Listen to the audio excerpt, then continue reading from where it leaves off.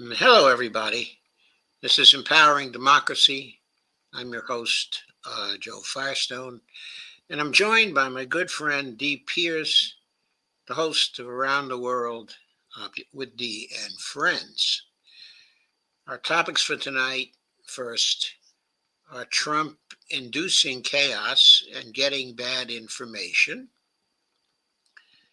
Also, the U.S. being placed on notice by Putin, but in perhaps a little bit of a subtle way.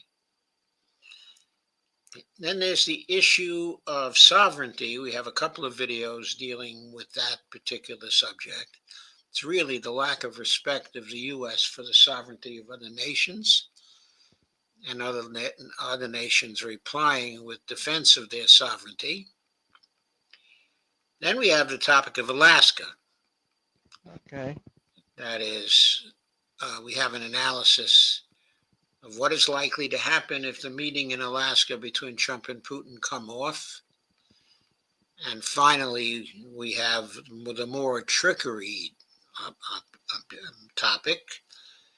The question is Trump, now negotiating prior to doing a similar trick that he played on Iran not too long ago? And we have a blog post on that, which is very interesting, from Larry Johnson. Okay. So that's our program for tonight. Now what we're going to do is to shift our focus a little bit and share things on Facebook. Okay. Okay, so, there we go.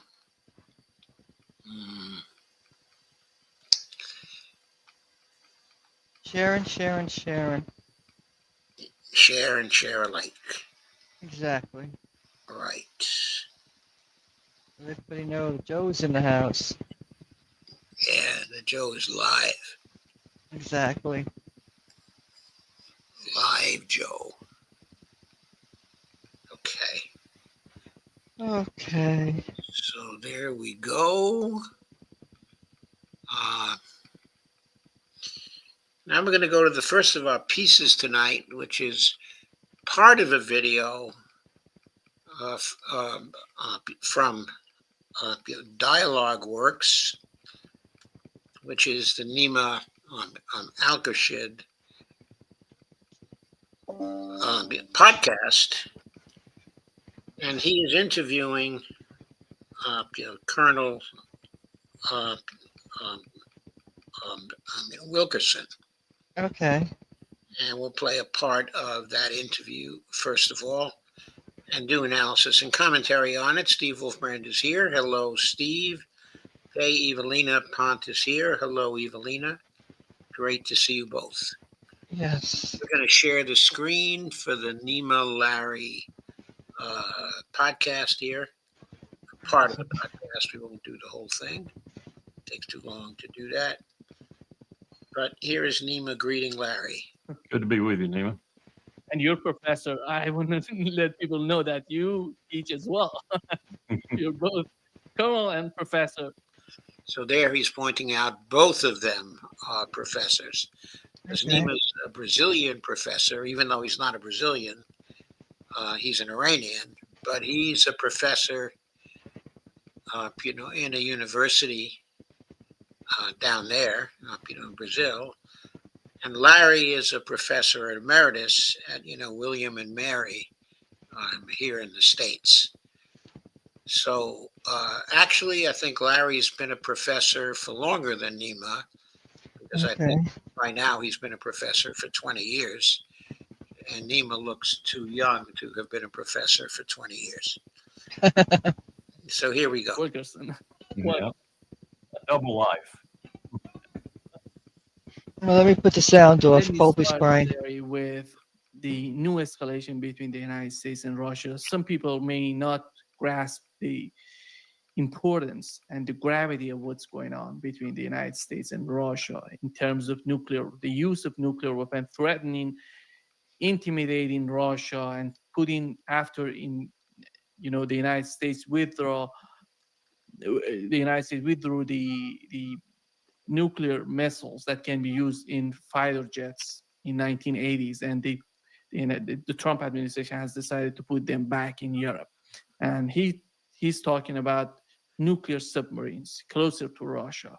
What does that mean in your opinion? People are rushing to grab this deal. In fact, over 4,000 smart Americans, just like Nima, under the PSYOP, as it used to be called, the Strategic Integrated Operations Plan, very esoteric planning for all manner of nuclear deployments, and including all the submarines, both attack and ballistic missile. You don't make comments like this. Trump is an idiot. He has no idea what he's doing. And I suspect neither does Pete Hegseth, because he's not impressed me with his knowledge of things either. And let me tell you just what I mean by that. Not to detract from the public comment from the President of the United States, which grows increasingly idiotic and insane, but the truth of the matter is simply that submarines, ballistic missile and attack, SSBNs and SSNs are always deployed. And they have to be by mandate in their patrol areas. The ballistic missile submarines, because they have to be able to shoot and hit the targets at which their missiles are aimed. So they have to be there. Footnote this, they're almost always trailed by a Russian submarine, just as Russian ballistic missile submarines are almost always trailed by a U.S. attack sub. That's just the rules of the game.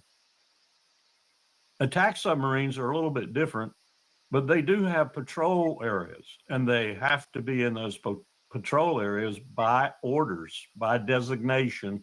Used to be in the PSYOP. I don't know if they still call it the PSYOP or not.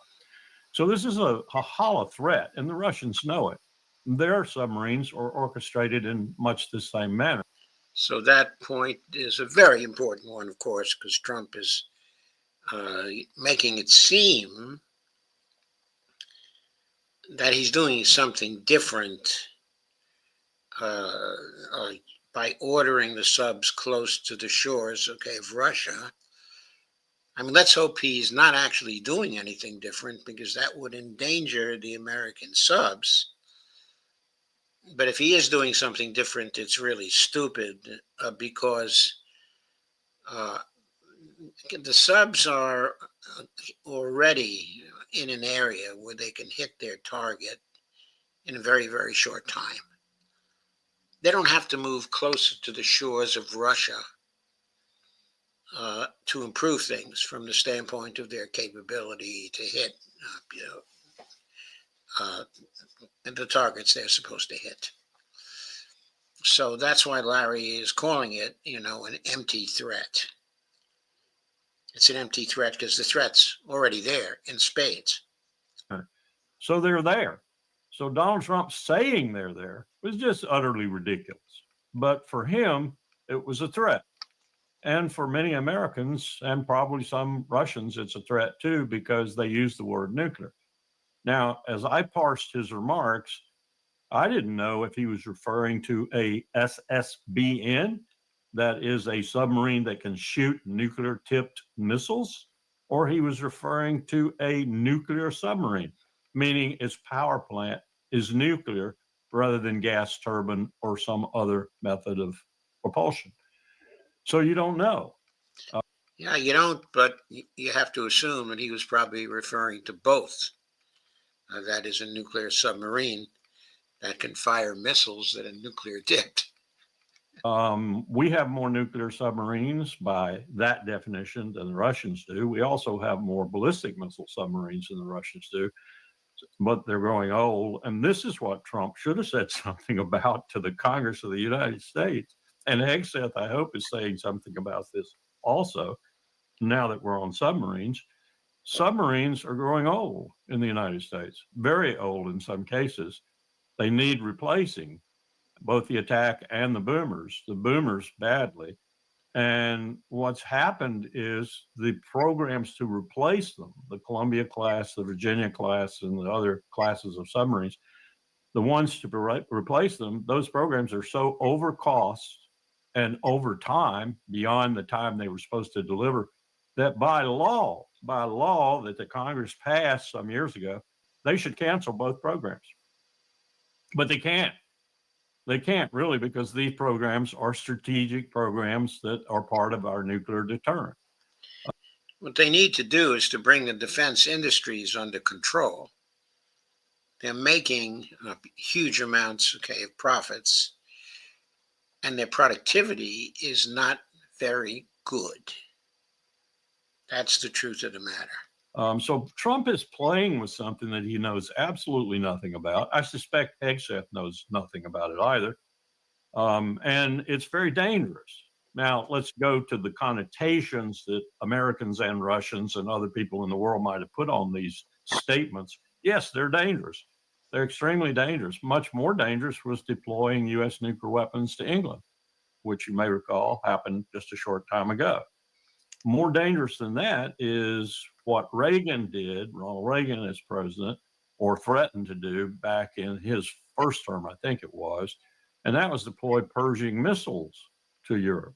And in his second term, I believe we did begin to, if I remember right, we did begin to deploy some Glickums, ground launch cruise missiles, Pershing 2s in most cases. This was extremely destabilizing, and many would say that it was part of the reason Gorbachev decided to close down the Cold War, so to speak. I don't think it was a major reason. I don't think it had anything to do with it, but there are people who would argue for that. So these kinds of deployments of nuclear weapons closer to your enemy, if you will, are really, shall we say, threatening and in many respects destabilizing. And they're destabilizing in an area of warfare, nuclear warfare, that is very dangerous. So we have an idiot as a president growing every day, Nima, more demented. And I'm convinced I've had some people tell me who know these things. They told me the same thing about Biden. Told me the same thing about Biden in his last 2 years, that Biden was not running the government. Jake Sullivan was running the government. Tony Blinken was running the government. Neither one of them would use the constitutional amendment to remove Biden because they didn't want to remove themselves from ultimate power. That's the problem with that amendment. It's a dumb amendment. It's a typical congressional, I didn't think about it, amendment, because they won't surrender power. These cabinet members will not get together and surrender their power. So you're never going to get rid of a demented president. Well, Trump is showing the same signs in many respects, and some new signs, that Biden showed. He's not in full possession of his faculties. Many would say he never has been, but in this case, it really is a physical problem. No one's going to say anything about it, though. Certainly no one in this cabinet full of sycophants. But it's a very dangerous situation we're in. You could. So the president, not in full possession of his faculties, is taking various actions that are creating chaos, in international relations. So let's get to the chaos. Say, on the other hand, and some of my Russian contacts would, that Medvedev is just as bad as Trump, that he's gone off the deep end too. I don't think that's correct. I think Putin very carefully uses Medvedev when he wants a real attack dog type statement. He puts it in the mouth of Medvedev and lets it go. So I don't think he's demented as I think Trump is. But this is a very dangerous situation to be threatening one another with nuclear threats. It simply wasn't done during the Cold War. And when it was done, like, for example, over Cuba or Berlin, which was, I think, more dangerous even than Cuba, but lasted over a long, hot summer, it's extremely dangerous. It shouldn't be being done. That's the nitty gritty of it. I think when it comes to the reasons of Of course, I agree with Larry about that. It should never be done. this sort of behavior on the part of Donald Trump, many people would ask, why does he need to do this? And Here is what he said about the reasons for that. Oh, I bet I can imagine. Nuclear submarine. Oh, yeah. Well, we had to do that. We just have to be careful. And a threat was made, and we didn't think it was appropriate, so I have to be very careful. So I do that on the basis of safety for our people. A threat was made by a former president of Russia, and we're going to protect our people. You're not going to believe what happened. Tell me everything. I'll show you on Monday.com. So I started the biggest initiative of the. If Biden were to make a threat, a former president, Trump would toss it off like, oh, Biden's an idiot. No. At least he said you got to be careful. I mean, that I wouldn't think would come out of his mouth. I don't think he ever thinks that he has to be careful. And why does he need to go nuclear to respond to Russia? I think he thinks that that's the ultimate threat, and it is in reality as well as in delivering it. And he has none left other than nuclear. I mean, the only threats he can up himself to now are more heinous and more dangerous nuclear threats, because he's entered the realm of the ultimate threat. Which in itself is totally stupid, isn't it? I mean, he can't go up the ladder of escalation anymore. It's somehow, Larry, amazing to me that Europe is in the middle of this mess and they don't care about because when we talk about the threat of having a nuclear war between the two superpowers, Europe is in the vicinity, is right in the neighborhood. In the middle. In the middle. And I think something happened, Europe going to be destroyed. I don't know if the leaders in Europe recognize that. Yeah. Nima, you don't have any Helmut Kohls. You don't have any Francois Mitterrands. You don't have any leaders like that in Europe. Merz, he doesn't. I don't think he even understands the dimensions of the problems he's gotten Germany into. You have, well, let's just go back and I think it was Kohl. It might have been Merkel, but I think it was Kohl. It was earlier than Merkel, who one day in an off moment essentially said over the telephone, if I looked at the transcript correctly, this was a conversation with H.W. Bush, as I recall, it's our land the missiles are going to land on. And right, especially if you were talking about the old scenario where the Russian 10th group or the attack group that Olgarkov was in command of at the time, a very, very aggressive Soviet commander. If the group of Soviet forces, Germany, came through the Fulda Gap and we were going to nuke them, which was our plan, we were going to nuke them. The Germans said, that's our land. That's our place. You're going to nuke. And you're right. They're not thinking that way today. They're not thinking that way, which takes me back to Colin Powell's conversation in 1989, when he had listened to Gorbachev in St. Catherine's Palace and listened to Bush and Reagan and others when he was National Security Advisor. And he said, we will be without these people.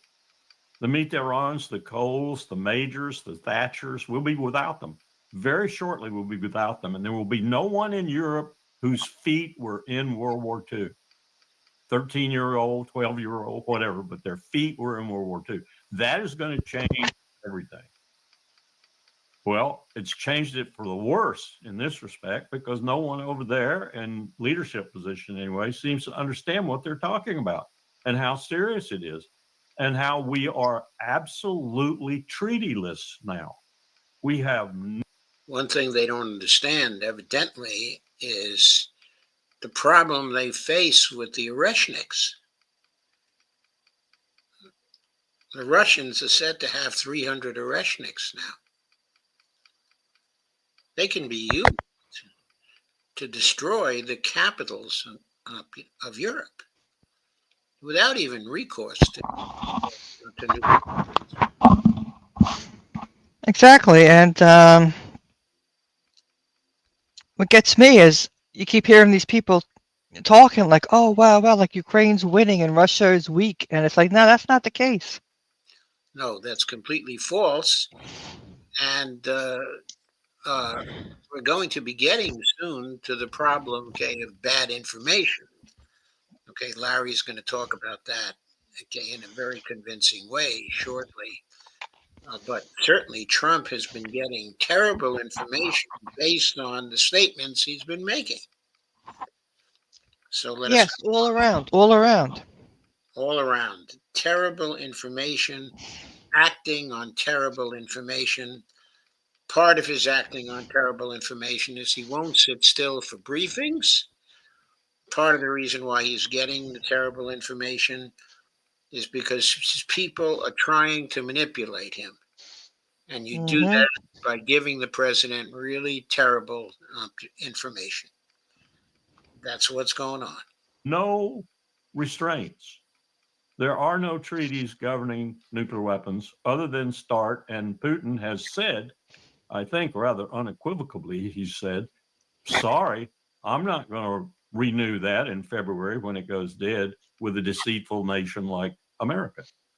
So we are going to be totally treatiless then. There will be no treaties, and we'll be in a nuclear arms race that says, China, build all you want. Russia, build all you want. We'll build to match them, and we'll go bang, bang, bang with trillions of dollars wasted, which none of us can afford.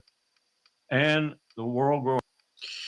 Well, we can afford the trillions of dollars, but you still don't want to see trillions of dollars spent on things that are bringing us closer to World War III. There's not simply an issue of wasting dollars, there's an issue of spending dollars on the wrong thing. More dangerous and more subject to destabilization and destruction than ever before, even worse than during the Cold War.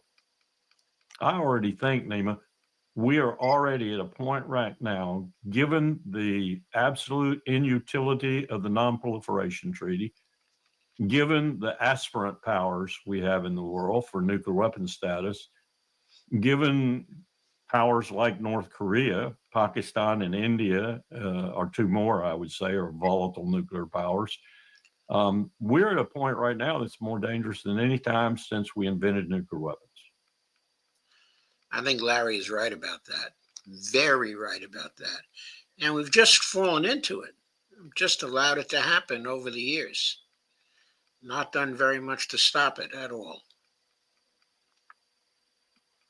That's why your ears won't stop ringing and why silence feels impossible.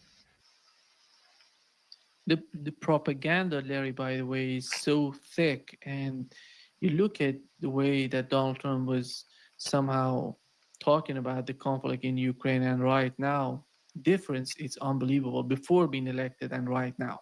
Yes. And here is what Donald Trump, in my opinion, what Donald Trump and his administration are doing is what it's far worse than what the Biden administration. Considering the attack on nuclear bombers, considering the escalation, which we know the Pentagon has decided during the Biden administration not to go that far, not to escalate that much. But it seems all those red lines are just have been crossed by the new administration, the Trump administration, and he's somehow, he's making this sort of propaganda. Here is what he said about the casualties on the part of. He was addressing the submarines going closer to Russia and addressing the casualties on the part of Ukrainians and Russians. Before you play that, well, Go ahead. I'm just going to add, it's not just General Donahue, that made impolitic and destabilizing remarks about ground forces against Russia and Kaliningrad. I'm hearing from the Pentagon, from very reputable sources, that the planning going on right now, a la General Donahue and others like him, is really, really dangerous, because they are actually contemplating entering the war in Ukraine. Actually contemplating it. And the Brits are too. And probably the Germans and French, but not for very long because their publics will throw them out of office if they do that. I'll make that prediction. But we are making it even worse than you're hinting at, Neiman. At least that's what I'm hearing. Yeah. Let me just. They put out a statement, and the answer is they are in the region, yeah, where they have to be. Can you say what Steve Witkoff's message will be to the Russians? Is there anything they can do to avoid sanctions at this point? Yeah, get a deal where people stop getting killed. They had a number that just came out that a tremendous number of Russian soldiers are being killed. And likewise, Ukraine, a lower number, but still thousands and thousands of people. And now we're adding towns where they're being hit by missiles. So it's a lot of people being killed in that ridiculous war. And, you know, we stopped a lot of countries from war, India and Pakistan. We stopped a lot of countries. And we're going to get that one stopped, too. Somehow we're going to get that one stopped. That's a really horrible. Look, just listen to the lies. We didn't stop India and Pakistan. We didn't have anything to do with India and Pakistan coming to a reasonable understanding and not going any further in the conflict that seemed to be blooming. We didn't have anything to do with it. I know that for a fact. Someone needs to ask Marco Rubio what he did. And the insinuation there, very strong insinuation, I like the fact that he says he's going to end it, but he said that before and didn't, and didn't, and didn't, and didn't.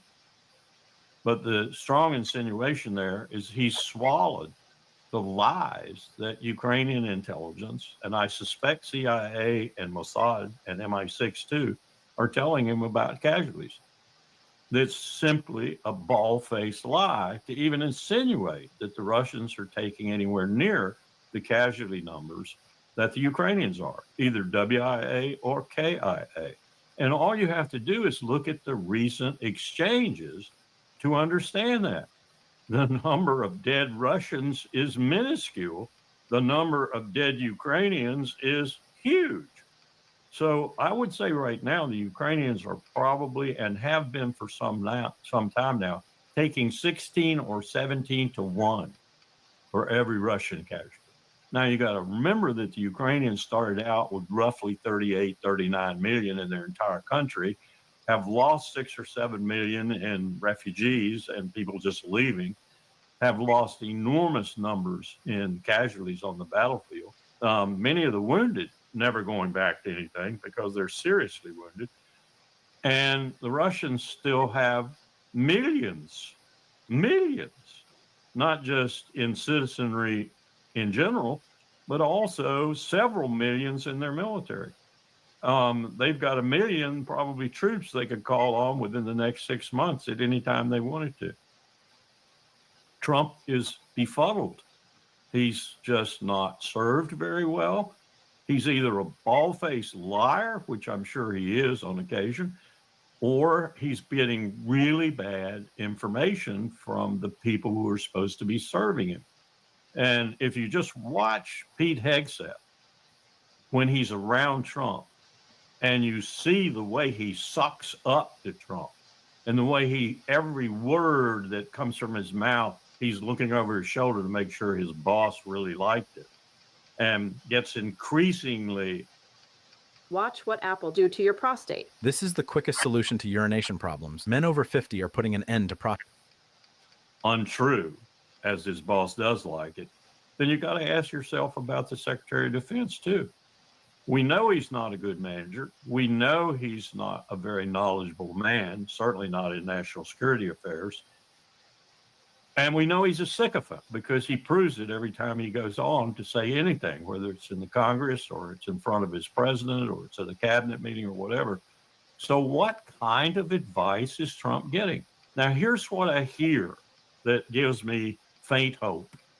I'm hearing that the new chairman of the Joint Chiefs of Staff, General Kane, not so new now, is really a brake on this. And that as best he can, he's trying to keep Hegseth from acting the fool. And he's also trying to make sure the information gets through to the president that's genuine and actionable intelligence, if you will. That's hard. That's tough because you've got the Secretary of Defense between you and the president by law. Okay, so that piece of information, that's from Larry's sources inside of the government. As we'll see soon, Scott Ritter has a different interpretation of Kane's role. Law and rule, but the new chairman empowerment under the Goldwater-Nichols Act gives the chairman the right to tell the secretary he's going to see the president or communicate with the president. And the secretary has no right to tell him not to. He can say, no, you're not going. And some might. Hegseth might be one who would. But I think Kane would probably persist because the law's on his side. The latest amendment to the National Security Act, the so-called Goldwater-Nichols Act, and the ones that followed that, they give the chairman real power. So I'm hoping, I'm assuming, and I'm hearing that Kane is going around Hegseth or through him to the president and trying to get to Trump and tell him when he's making grievous errors. Now, so if true, that is very good news. If you know anything about Trump's personality, and I know you do just from watching him on television, that might not do any good because Trump might just turn to Hegseth and say, what do you think? And Petey's going to say what he thinks, which is uninformed, stupid, and sycophantic. So we're in trouble. The empire is in far greater trouble under Donald Trump than I ever thought it would be at this particular stage in its deterioration. I mean, it's been deteriorating ever since the end of the Cold War, but it's rapidly deteriorating now, domestically and internationally. So I'm going to stop it right there. I think that's the essential point. It's deteriorating. The president is making terrible decisions because he's getting very bad information. Larry didn't even go into the discussion of tariffs and the chaos being caused by the tariffs. I mean, that's just incredible. Incredible. We could see a crash of the economy very soon because of Trump's tariffs and the reactions to them, around the world. Anyway, let's now go to your comments, see if there are any.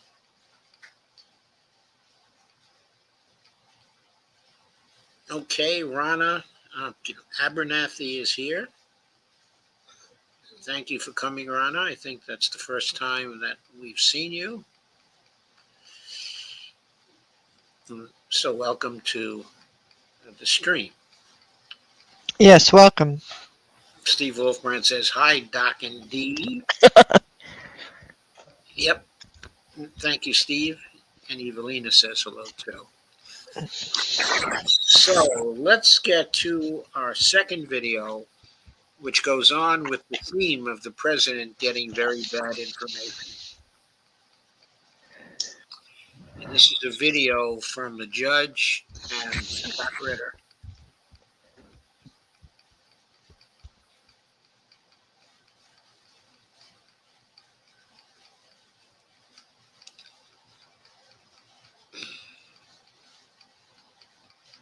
Freedom. Today is Wednesday, August 6th, 2025. Scott Ritter joins us now. Scott, always a pleasure, my dear friend. Thank you very much for accommodating my schedule. I know your own schedule is busy, and I deeply appreciate it. You know that. I do want to talk to you about whether the President of the United States knows what he's doing in general in foreign policy. Our mutual friend, Colonel Karen Kwiatkowski, has referred to him as unhinged. But before we get there, are you aware of any public pushback against the statement made by... Also, a similar point was made by Larry Wilkerson in the video that we just saw, right at the start, that there was something wrong with the mental capacity of Donald Trump.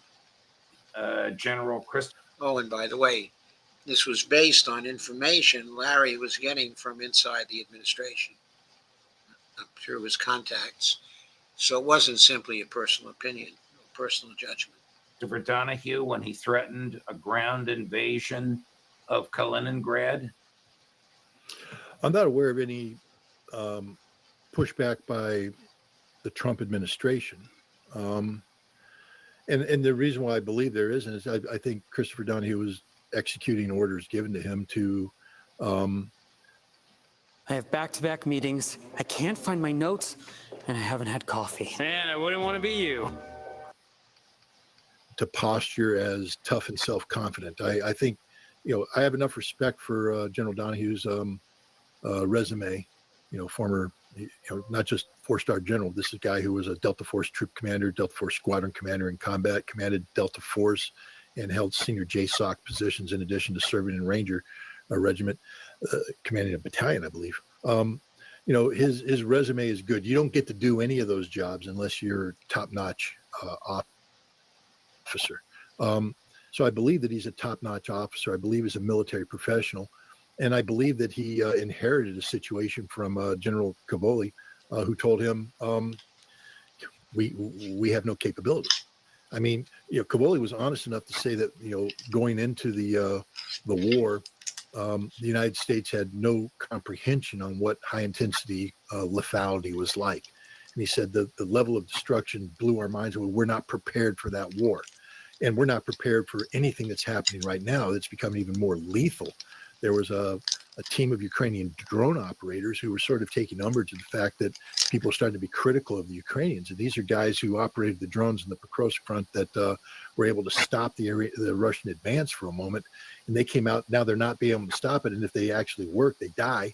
And they came out and they told NATO straight up, if you fought in this war right now, all of you would be dead within a matter of days. NATO is incapable of surviving on this battlefield. Is the United States capable of doing what General Donahue boasted about?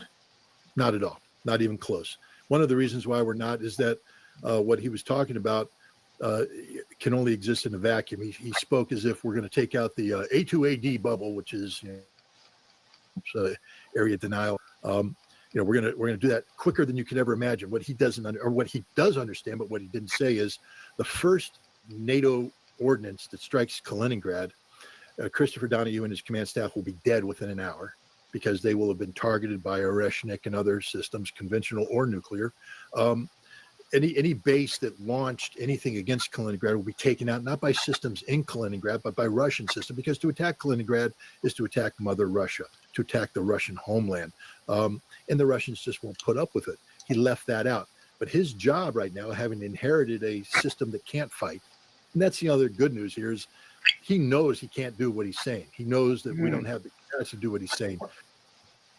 It's surrounded by NATO. That's funny because most of the Kaliningrad is surrounded by the Baltics. That ain't NATO. That's like that's claiming to be surrounded by NFL teams when you got, Pee Wee football up north. And the best thing you got in the south is Poland, which is, basic Division IV high school football. There's no NFL team going up against the Russians right now who are NFL Super Bowl champions. He knows this. And that's why there's no pushback, because he didn't speak out of school. Okay. He's a responsible officer who was given a briefing and given. So I'm not sure about, the football analogy that Scott is using there. But obviously, he doesn't think much of the military capables of the Baltic Chihuahuas, as, Pepe Escobar calls them. And he doesn't think a lot more of the military capabilities of Poland either. Given a brief, and he said the brief. The Russians have pushed back, though, and they've said exactly what I said. You do this and you'll die. Well, so Secretary Hegseth, who I guess is the only person that could have ordered him to do that, or even the president, made him look ridiculous.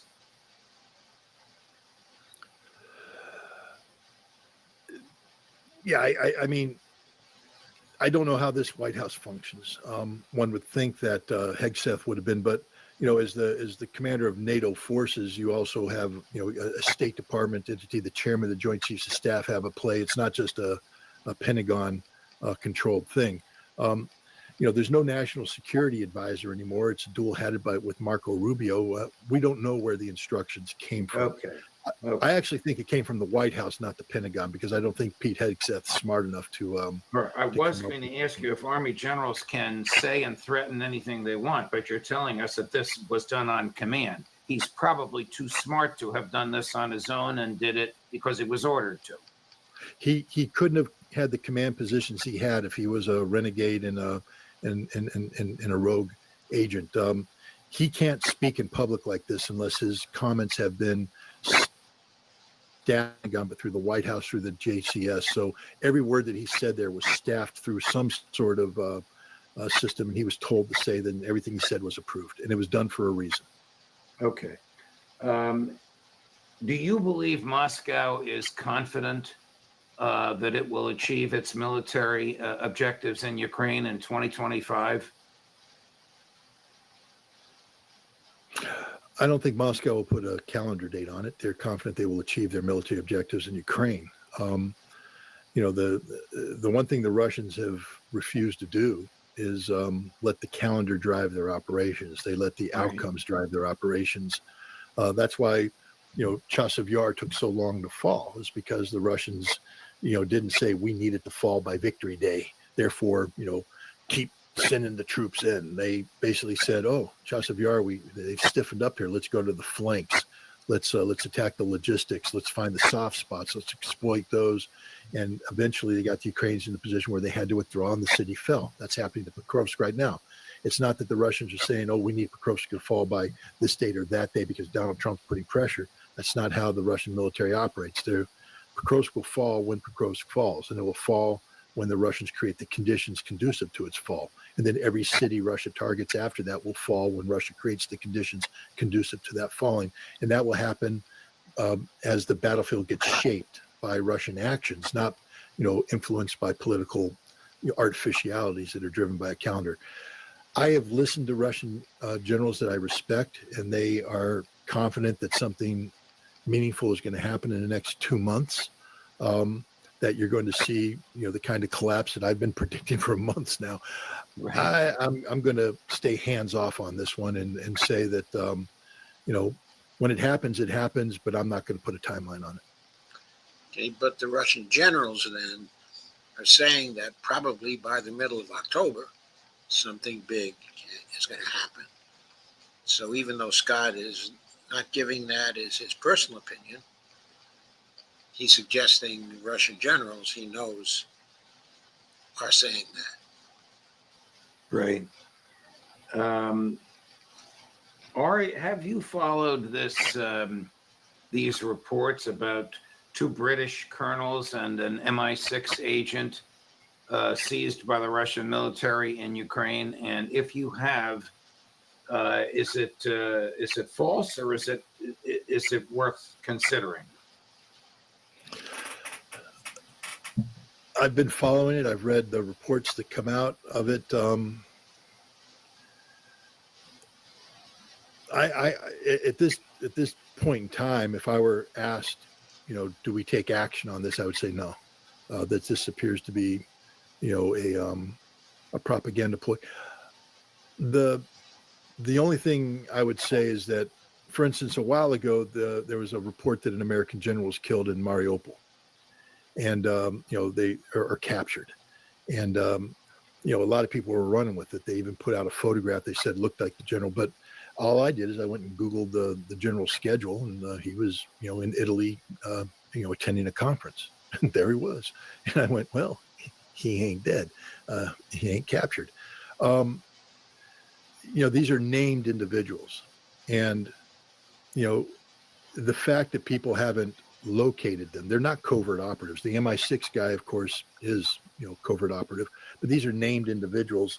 And nobody's come up and provided the counter narrative saying, nah, the colonel's actually on vacation from General Staff College, or, no, he showed up at work the other day here.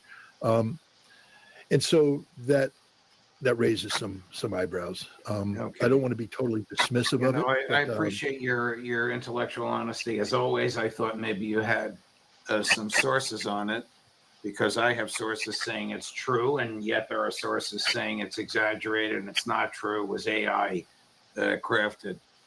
Before I ask you more about President Trump, the New Republic reveals a new Hegseth leak.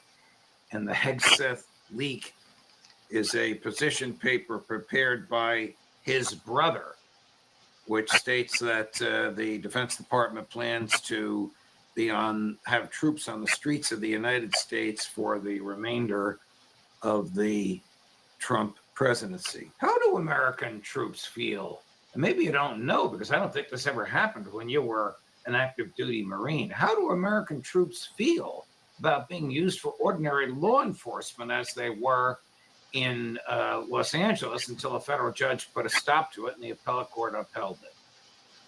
Well, I was on active duty when the Rodney King situation went down in LA, and Marines were mobilized to come in and assist that. And I can't speak for all Marines, but I will tell you that the Marine Corps as a whole, we obey the lawful orders given to us by our command authority. But no Marine was happy about wearing a uniform and carrying a weapon on American soil, facing off against Americans, even though ostensibly the purpose was to bring about law and order. No Marine wants to be that. I was also on active duty when American Marines were on the border in Del Rio, Texas, and they shot and killed a teenager who was herding goats because he was out there plinking with his .22 rifle, and he shot at the camouflage position, and the Marines believed they were taking effective fire, and they shot and they killed him. It was a horrible day for the Marine Corps. We're not here in the business of killing American citizens. We're not here in the business of patrolling American streets. That's a law enforcement issue. It's also a constitutional issue. Right. I can also say that if you go take a look at, and you remember when the White House was sort of under siege and the president made that famous walk across the lawn to the church where he held the Bible upside down. Right. The American soldiers that were mobilized for that event were confused. They didn't know what their lawful orders were. They weren't briefed properly. You can't account for 100% of the people. There are always bad apples in every cart. And there's people out there just looking for violence and looking for any excuse to commit violence. And that's why you need good leadership to hold them to account and hold them in check. But the vast majority of American service members that I've experienced, both while on active duty and talking to them afterwards, do not want to be part of American law enforcement. They do not want to be deployed on the soil of the United States facing off against American citizens. That's not why they joined the military. They must stop giving conservatives this free gold Trump survivor coin. Starting this month.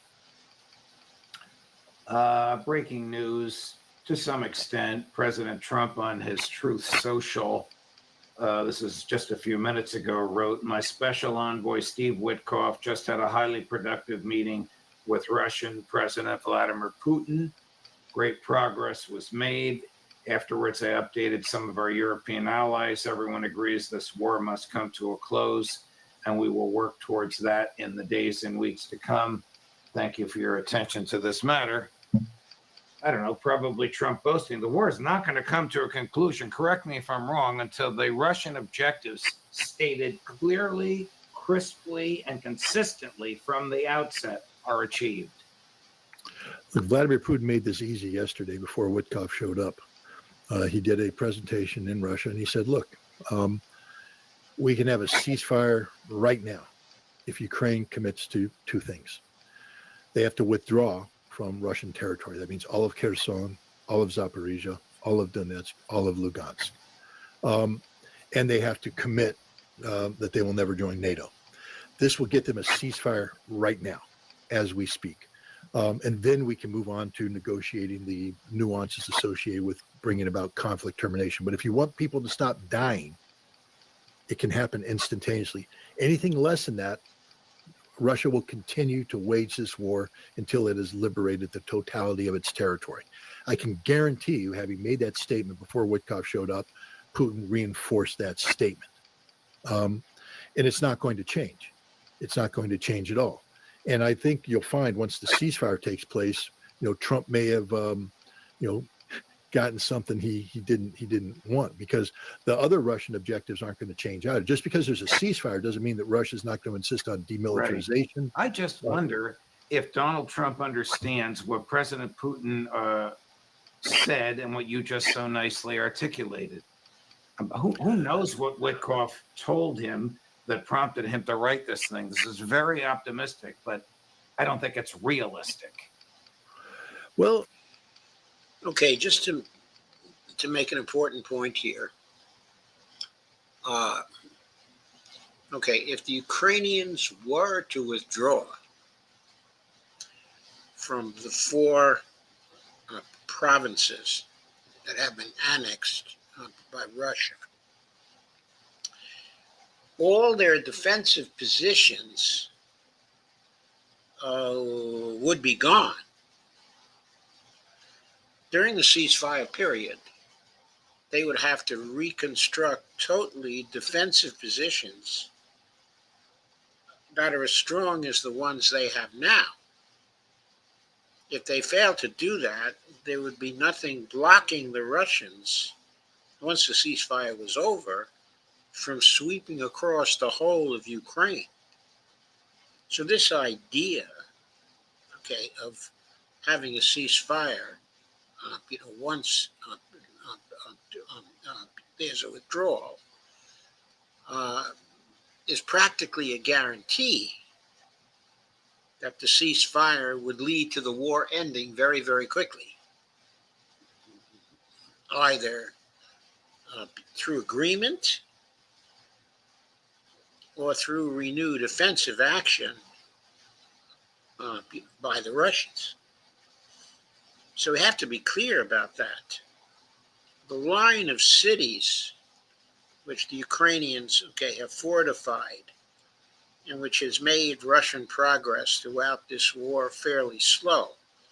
Lots of those cities have now fallen, but the pace of their falling has been accelerating. Probably Pokrovsk is about to fall. Okay, that's really a key city in this line of, defense. But there are key cities and villages in the Kherson area and the Zaporozhye area too, as well. And there are key lines of defense to stop the Russians from going south, to Odessa. And those would be gone also. So while this is a simple thing that Putin has, stated, if the Ukrainians were to comply with it, it would guarantee a quick end of the war.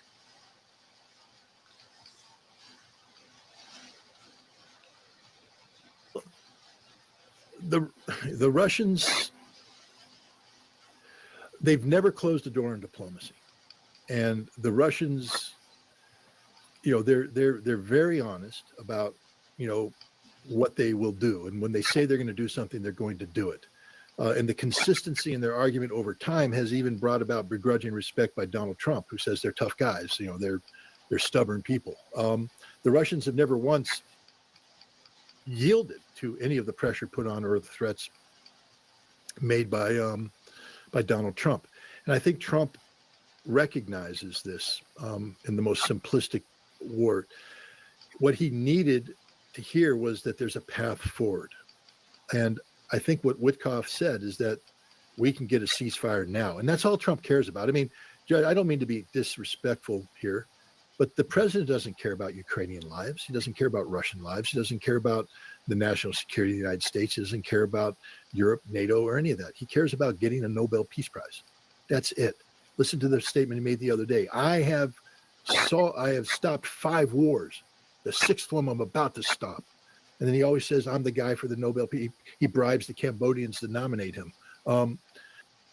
So why does he want a Nobel Peace Prize?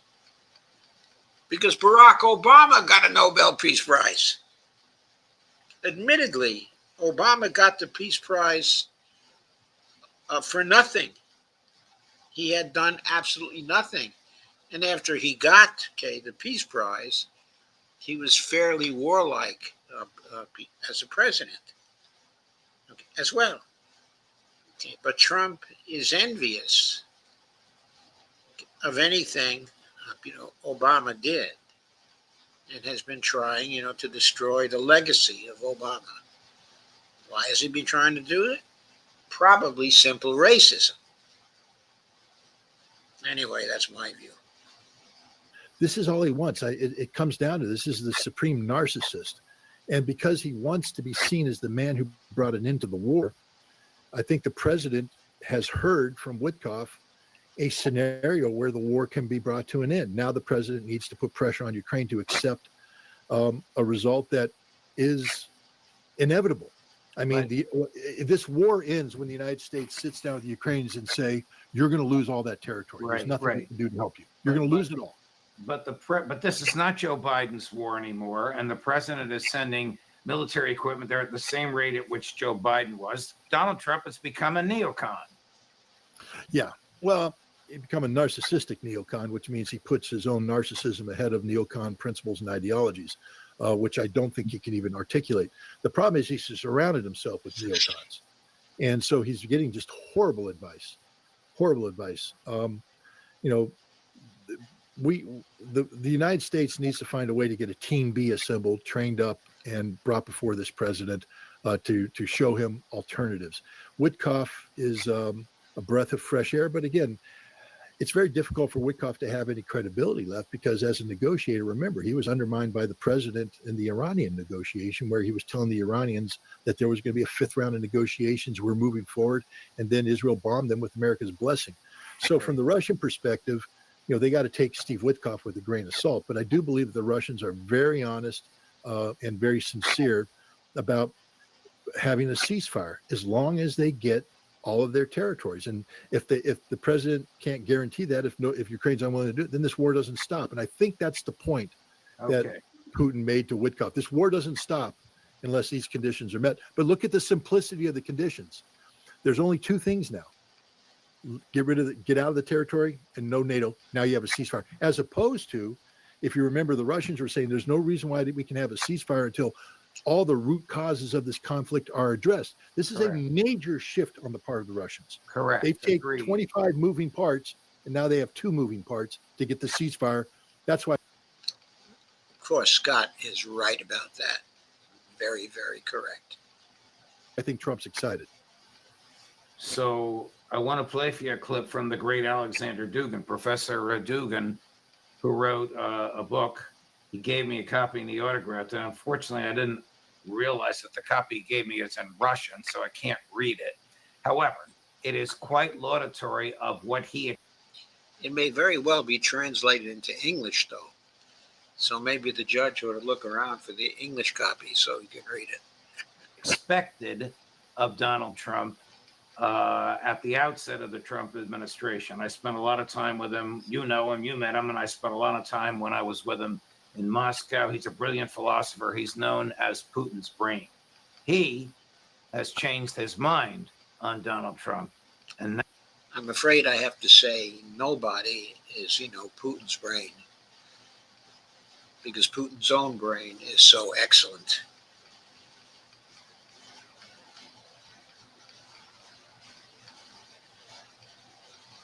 now says Trump has become a neocon.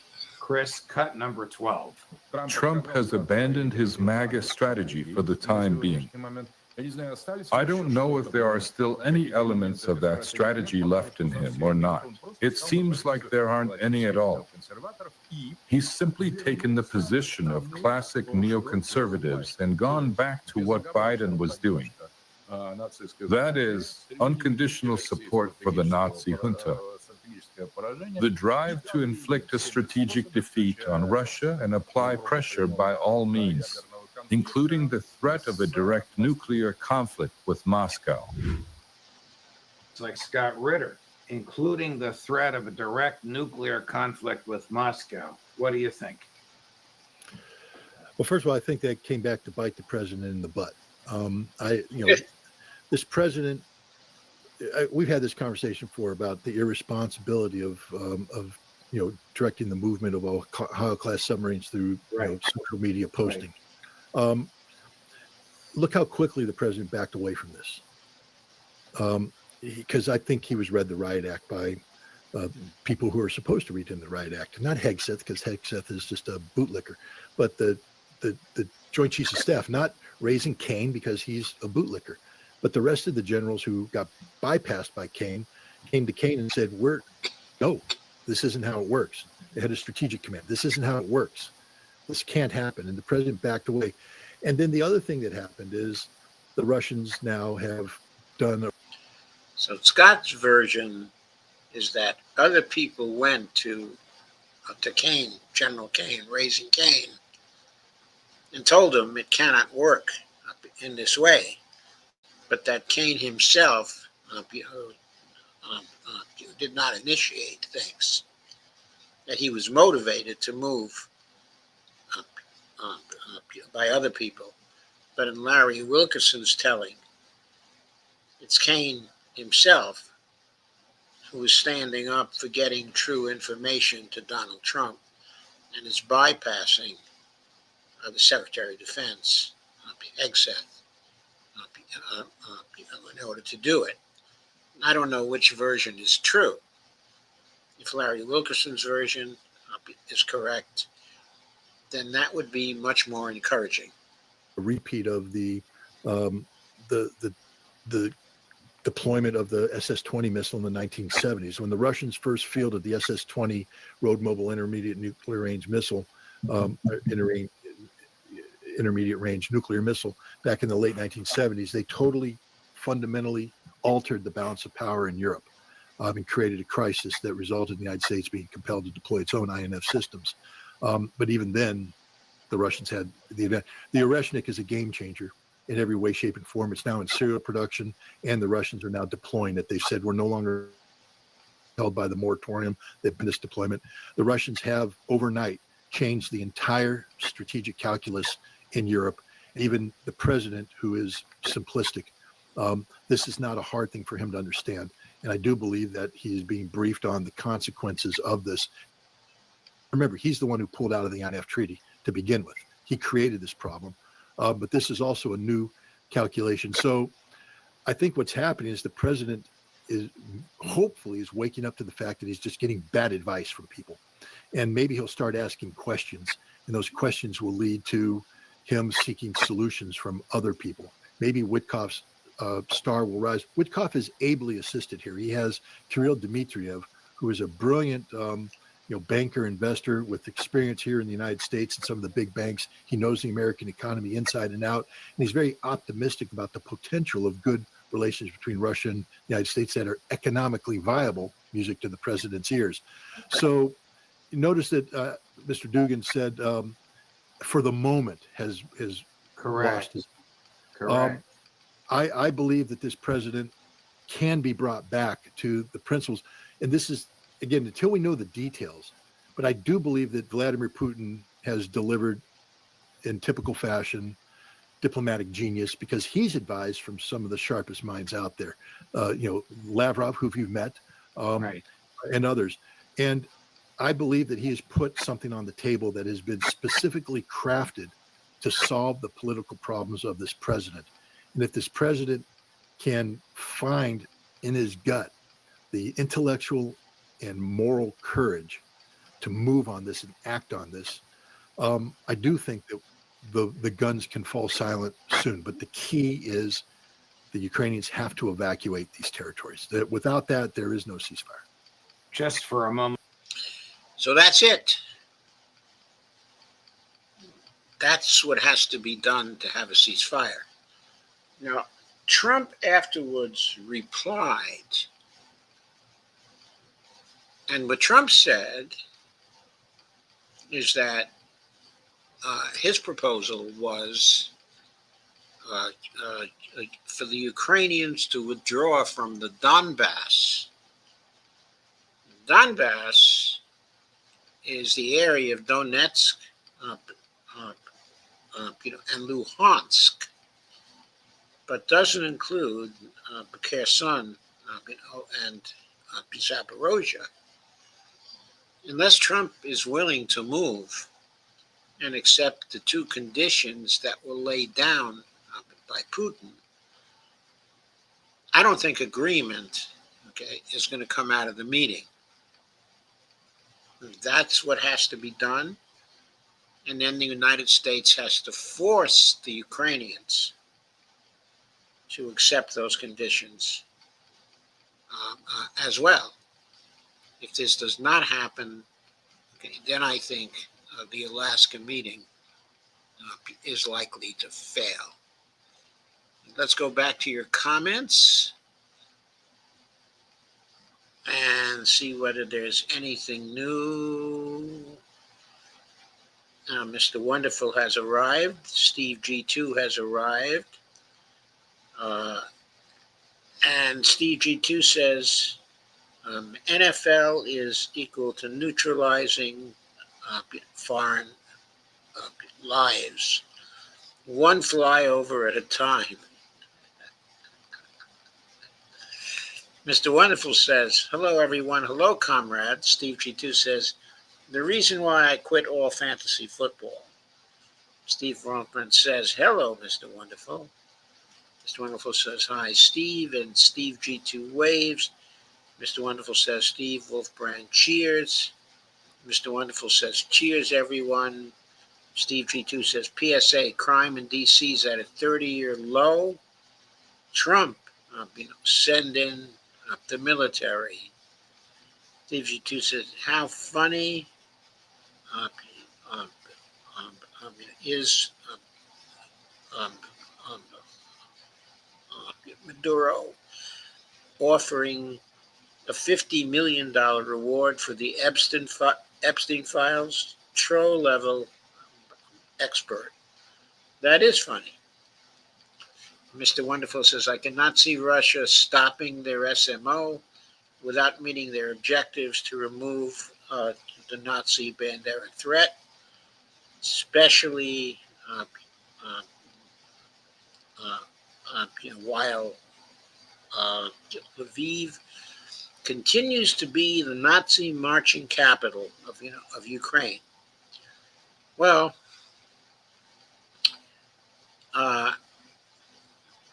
if the first of Putin's conditions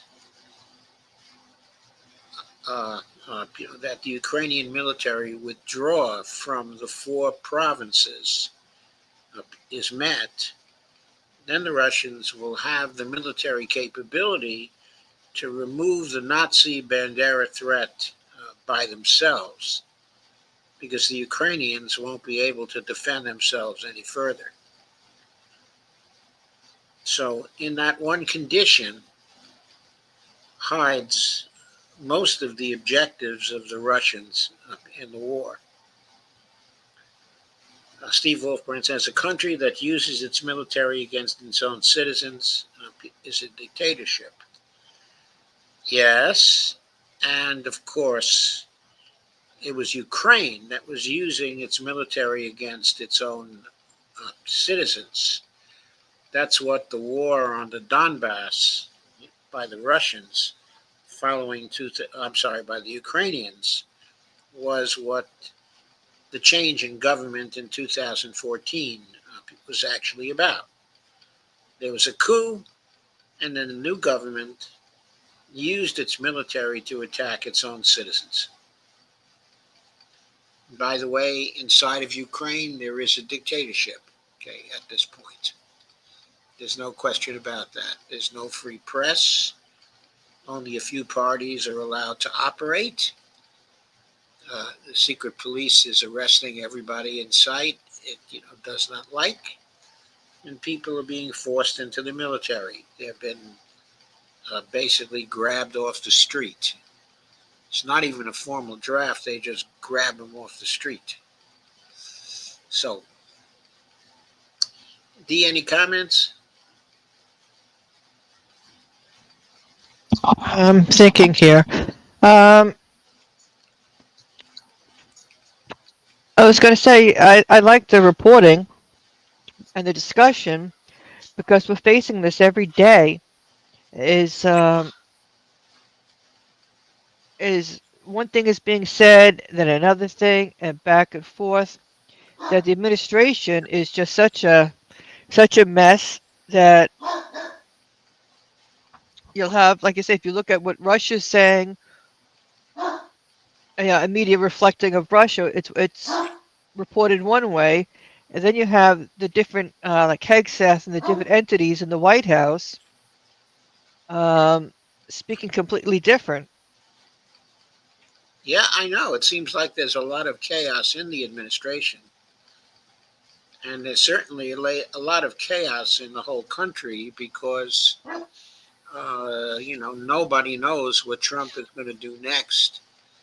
And because of the inconsistency of his statements on tariffs and the inconsistency in between what he says and what he actually does on tariffs. Yes. For example, he's been threatening the Brazilians with 50% of tariffs. But there are a whole bunch of exemptions to that. Okay, so Brazil, in other words, I think someone did an analysis, and there were 120 billion worth of sales the Brazilians made into the United States. And the analysis showed that 100 billion of the 120 billion in products could still be imported into the United States with no tariffs at all on them. So only 20 billion of the 120 billion was going to be subject to tariffs. So and China's going to be picking. China spoke with Brazil about picking up the markets and other countries too, where tariffs are concerned. Yes, and since they only have $20 billion to pick up, it shouldn't be much of a problem. Right. Okay, so let's go on to the next piece, which is a blog from Larry Johnson. Would you like to read? Sure. Lee? Okay. Sure. It's a pretty important piece. Okay, let me pick it up at the top. Okay, I got to enlarge it first. Okay. Putin subtly puts the U.S. on notice. Russia is locked and loaded. And it's 5 August 2025, Larry C. Johnson. Yeah, a few days back. Russia issues nuclear warning directed at U.S. And it's some other stuff there. Okay, the U.S. and NATO. Oh, and NATO. Okay. Yeah. The Russian Foreign Ministry, against the backdrop of targeted steps by the United States, as a result of which the Intermediate Range Nuclear Forces Treaty (INF) ceased to exist in 2019, and in subsequent years, the Russian Federation has proactively made efforts to maintain restraint in this area. The U.S. and its allies have not only openly outlined plans to deploy American land-based INF missiles in various regions, but have also already made significant progress in their practical implementation of there, I guess. Okay, I think the word is intent down there. Yeah. Okay. Practical implementation. Yeah, makes sense. Their intent. Yes. Please go on. Following 2 months of provocations and threats from the United States, Vladimir Putin announced a major policy change regarding intermediate-range missiles that pushes the world to the brink of nuclear war. While the mainstream media has largely ignored Russia's announcement that it would no longer abide by the Intermediate-Range Nuclear Forces Treaty, the INF, a few podcasters, e.g. Danny Davis and Alexander Mercuris. Okay, just to say there, Danny Davis is actually Colonel Danny Davis. Okay. And he is pretty good as a military strategist. Right. Okay, please go on. Recognize both the importance and danger inherent in these decisions and discuss this at length during their respective shows. This is not Russia going rogue. Putin's decision was an unambiguous response to a series of foolish and reckless actions by the United States since June 1st of this year. So here's a listing of the foolish and reckless actions. Please go on, Dee.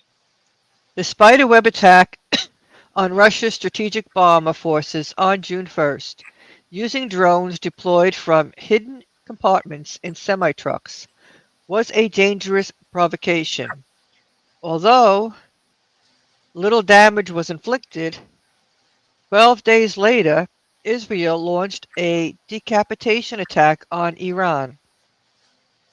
That too thankfully failed, using the same drone tactic employed in Russia just weeks earlier.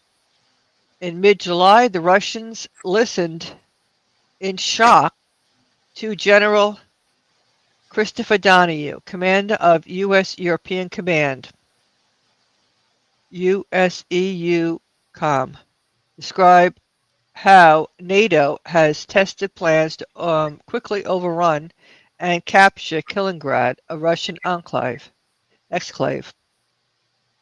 At the same time, Trump redeployed B-61-12 nuclear gravity bombs to at least 6 airfields in Europe, including the UK's Lakenfield. Lastly, Trump brashly announced the deployment of 2 nuclear submarines with the specific mission of being in position to strike Russia.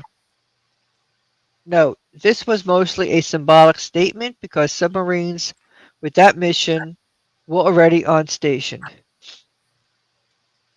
The Trump administration also has announced that it will begin deploying intermediate-range ballistic missiles, IRBMs, and other long-range fire capabilities in Europe starting in 2026, with Germany as the initial host country for these systems. This deployment specifically includes advanced missile systems such as the Typhoon and Dark Eagle, which have been referenced in recent official communications and news reports.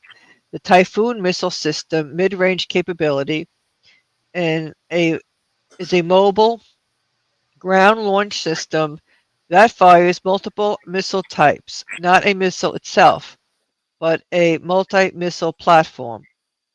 It can fire the Tomahawk land attack missile, which has a range of 1,500 to 2,500 kilometers, or the SM-6, which has a range of 320 kilometers. The Dark Eagle is a long-range hypersonic weapon, aka LRHW, with a range of 2,775 kilometers.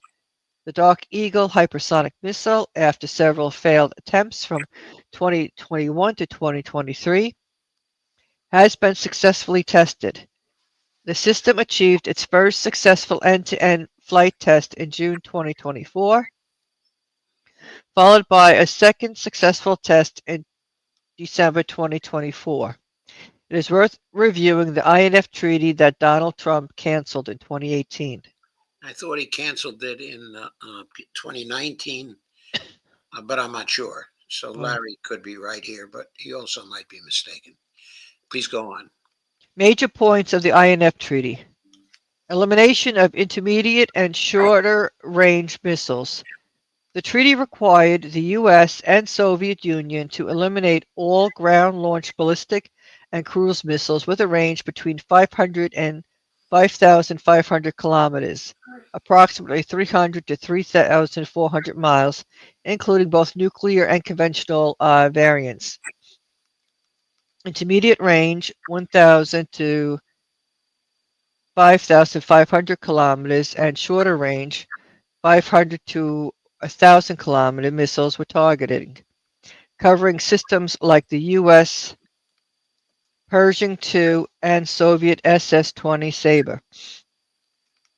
By June 1st, 1991, both parties were to complete the destruction of these missiles and their launchers, resulting in the elimination of 2,692 missiles, 1,846 Soviet, 846 U.S. Prohibition on production and testing. The treaty banned the production, flight testing, or possession of ground-launched intermediate and shorter range missiles after the elimination deadline. This applied to both nuclear and conventional missiles within the specified range, ensuring no new systems could replace those destroyed.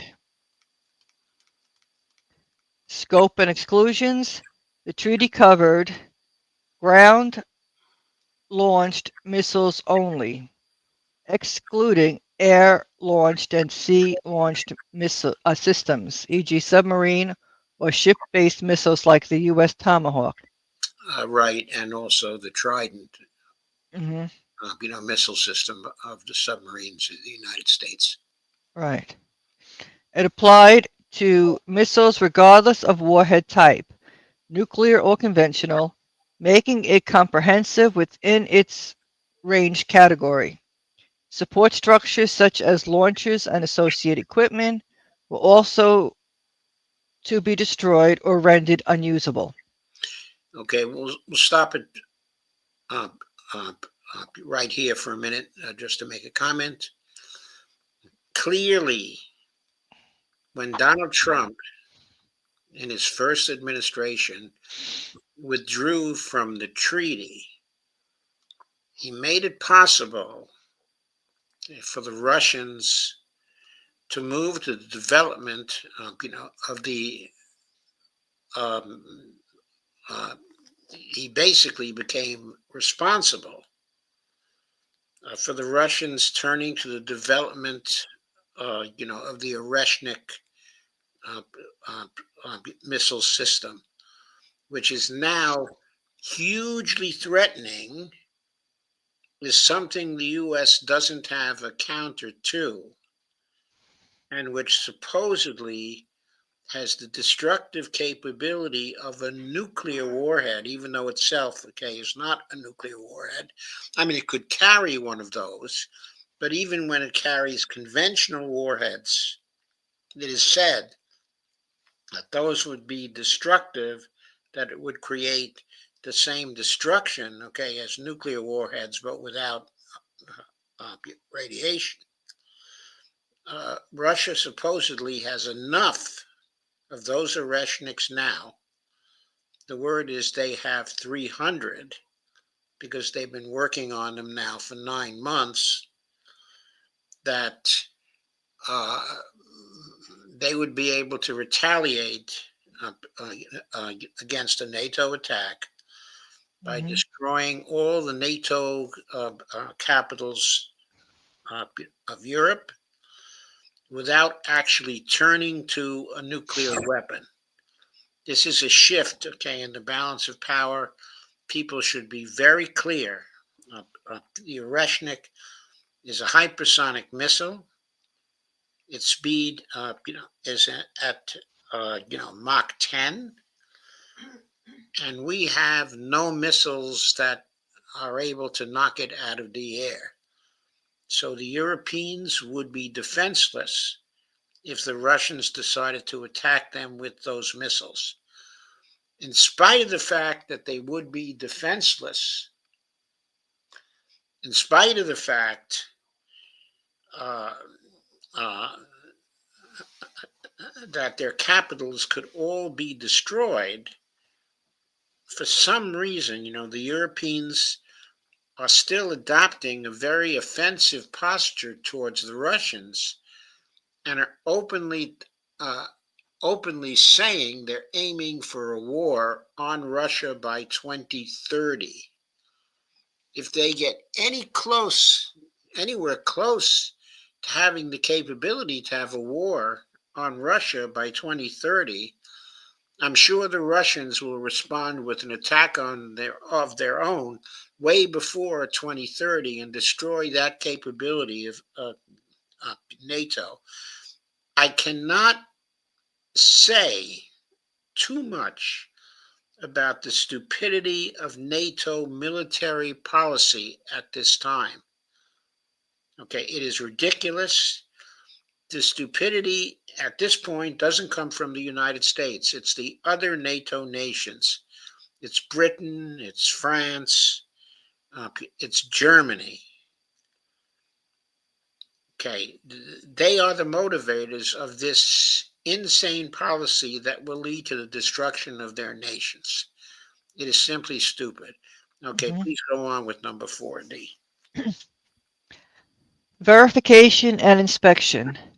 The treaty established a robust verification regime, including on-site inspections, data exchanges, and continuous monitoring of missile production facilities to ensure compliance. A specific verification commission was created to resolve compliance disputes, with inspections continuing for 13 years after 1991 until 2001. Both sides provide detailed inventories of their missile systems and destruction sites. Number 5, indefinite duration. The treaty was of unlimited duration, meaning it remained in force until a party withdrew, as the U.S. did in 2019, citing Russian noncompliance with the 9M729 missile. Either party could withdraw with 6 months' notice if they believed the supreme interests were jeopardized. 6. Global application. The treaty prohibited deploying covered missiles anywhere in the world, not just in Europe, addressing concerns about Soviet SS-20s targeting Asia and U.S. Pershing IIs in Europe. It applied to missiles stationed in Allied territories, e.g. U.S. missiles in NATO countries, Soviet missiles in Warsaw Pact states. That treaty has prevented nuclear war in Europe for 37 years. Now, with Trump's nuclear saber rattling, Putin has put Trump on notice. Any IRBMs introduced to Europe will be destroyed. When that happens, mind you, I don't say, quote, if, we will be at the very threshold of a nuclear nightmare. I don't think Trump will get a Nobel Peace Prize out of this. I had my regular Tuesday chat with Marcelo and Scott Ritter, and I did a roundtable with Danny Haiphong in the afternoon. Okay, the aforementioned Scott Ritter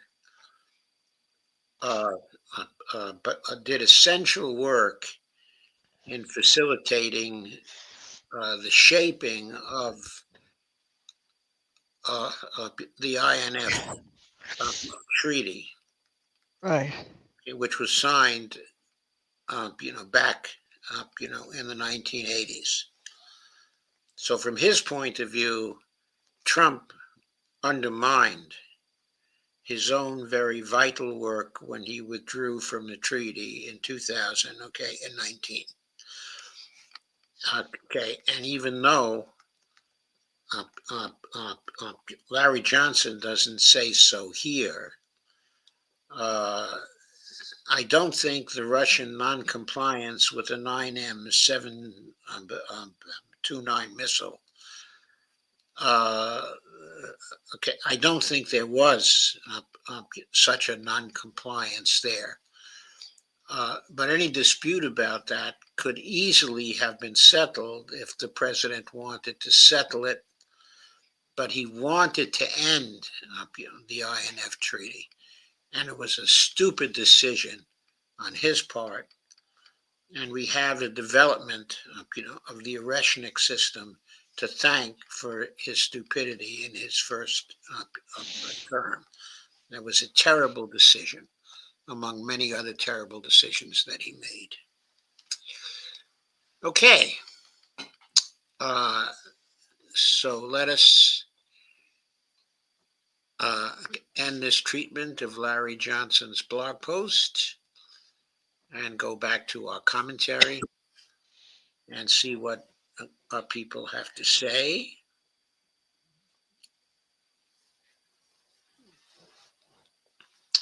Steve G2 says police confirm 466 people were arrested under the Terrorism Act, the largest number of arrests in history by the Met Police at a single protest. Was for people holding I oppose genocide signs. Well, that certainly is terrorism, isn't it? Certainly is what we mean by terrorism. Of course, the Terrorism Act is constantly misused. It needs to be repealed. It is obviously unconstitutional, and it is destroying civil society. Mm-hmm. Steve G2 says now 44 countries are assembling freedom flotillas for Gaza, including two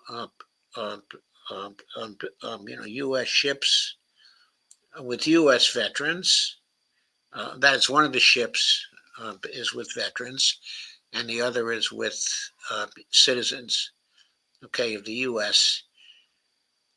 Okay, I suppose the Terrorist Act could also be applied to them, and they could be arrested for terrorism Mm-hmm. because they were seeking to provide food for the Palestinians, or break the blockade of the Palestinians. Okay, this is entirely reprehensible and evil and awful.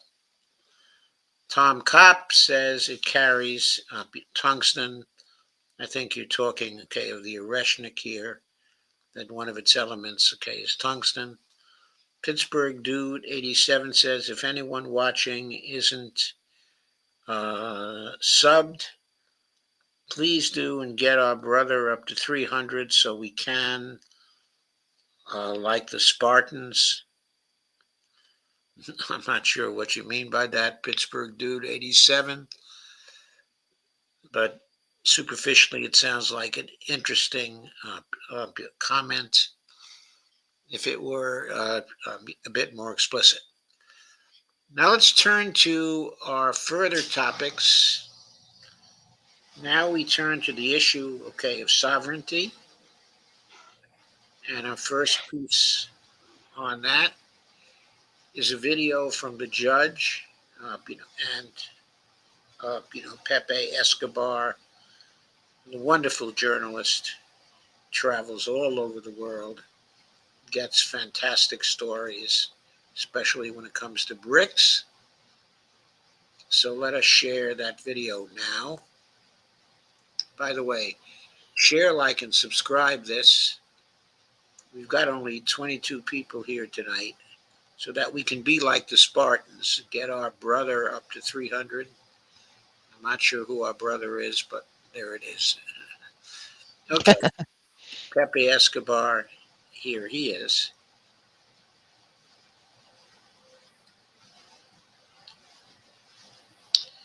And let us begin at 2:25 end of this video. Welcome here. Welcome from Paris. What a pleasure, my dear friend. Thank you for accommodating my schedule. Okay, Pepe has a house in Paris. His wife and he are living there. He has homes in a number of parts of the world, though. Okay, I believe so. On this occasion, he's at his home in Paris. Before we get to the potential Trump-Putin meeting, about which you have some very interesting information to share, I want to ask you about a few other things. What are Brazil, China, and Russia doing in response to Trump's secondary tariffs imposed on people who do business with Russia? Especially Brazil, China, and India, and especially President Lula in Brazil. Lula is taking the lead. He already talked to Modi. He's talking to Xi Jinping. He will talk to Putin. And BRICS, these four are among the original BRIC. There were four in the beginning, the original founders. They are putting together a collective response to the Trump tariffs. This is immensely important.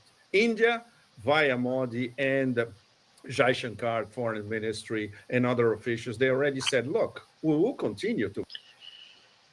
Okay, just to mention, the four nations have a collective population of roughly 3.2 billion people, a little bit over 3.2 billion people. That's something like 3/8 of the world. That's 37% of the population of the world, represented by these four nations. To buy Russian oil, and nobody from outside is going to dictate our policies. The case of Brazil is much more complicated because the 50% tariffs on lots of Brazilian products, but there are lots of important exemptions at the same time because there will be blowback on the US. It's intimately linked to a direct interference in Brazilian domestic politics. So basically, aligned with former President Bolsonaro, who runs the risk of being sent to jail for 44 years by the next 2 months. It's the end of his trial. This is the trial that Trump threatened. Yes. They should dismiss the charges if they want to avoid the tariffs. I can't Absolutely. imagine that President Lula would consider that for more than a millisecond. So this is monumentally stupid.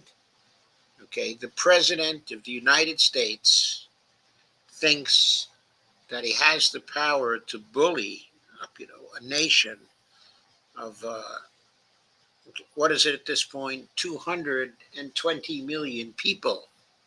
Now, we have 340 million people here, but obviously population of Brazil is 2/3 the size of our population, and they are relatively far away, and they are taking a stand right now and saying, you're not going to bully us. We're a sovereign country, and we will do what we want with our internal affairs, and you are not going to interfere on our internal affairs. That is what Lula is saying.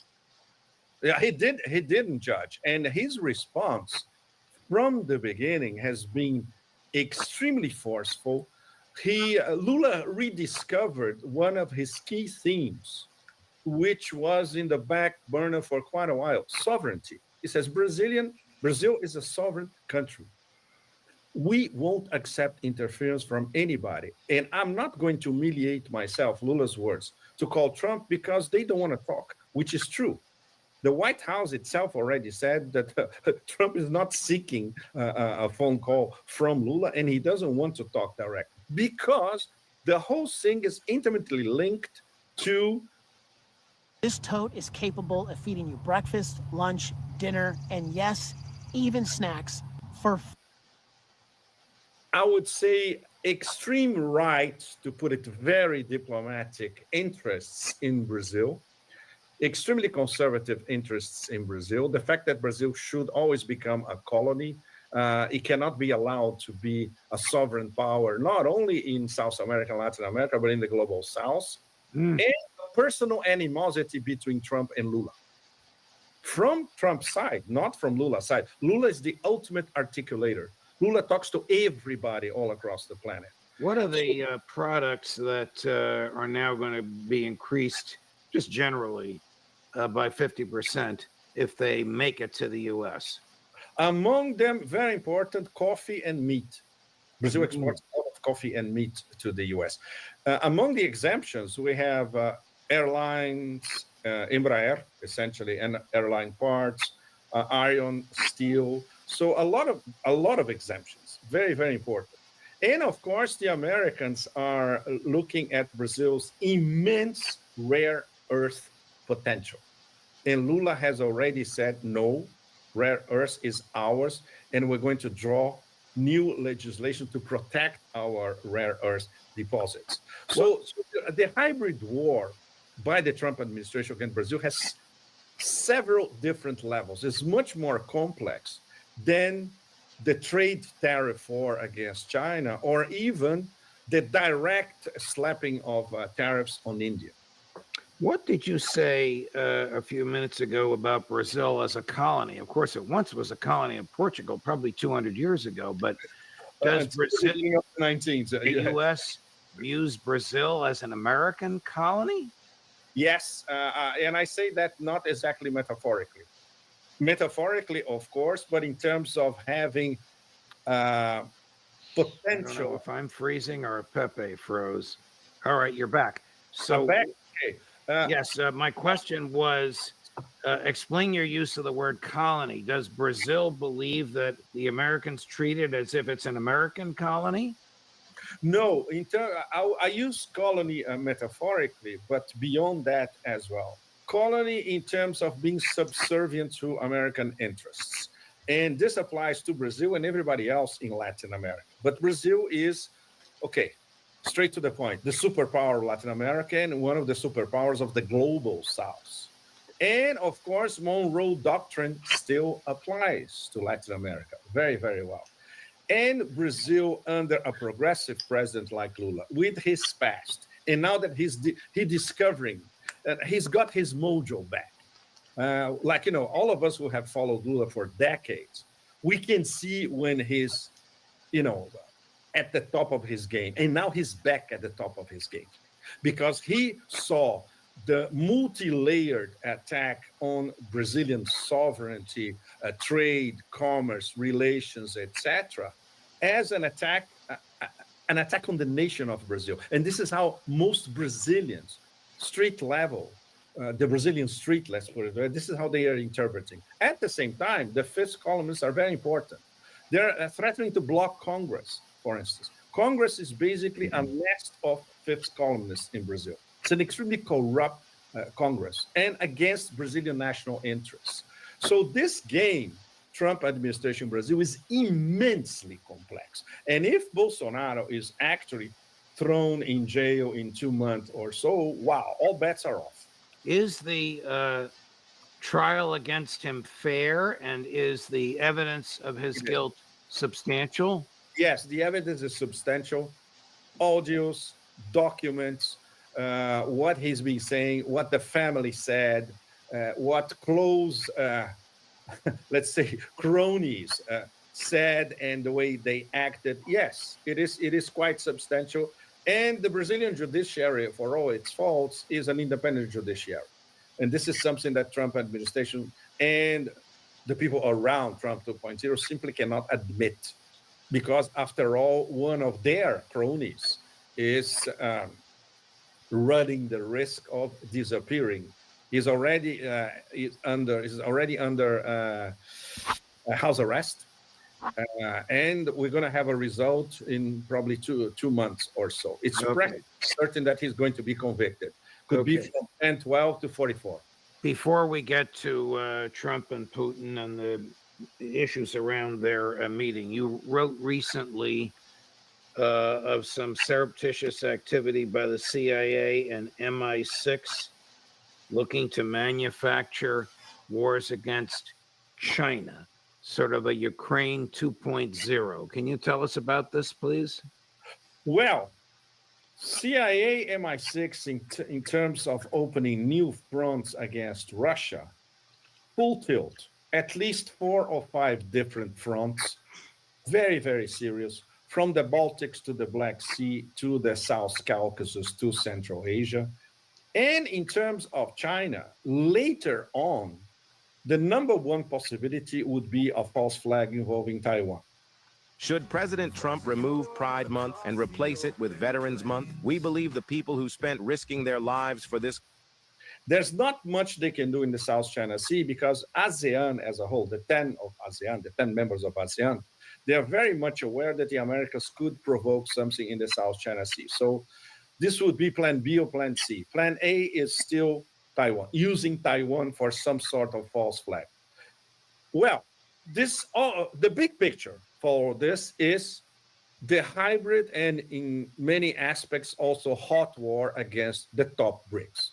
And all the top are the top 4, and if we use Iran as well, the top 5 are under direct attack by the Trump administration. So this is only going to get worse.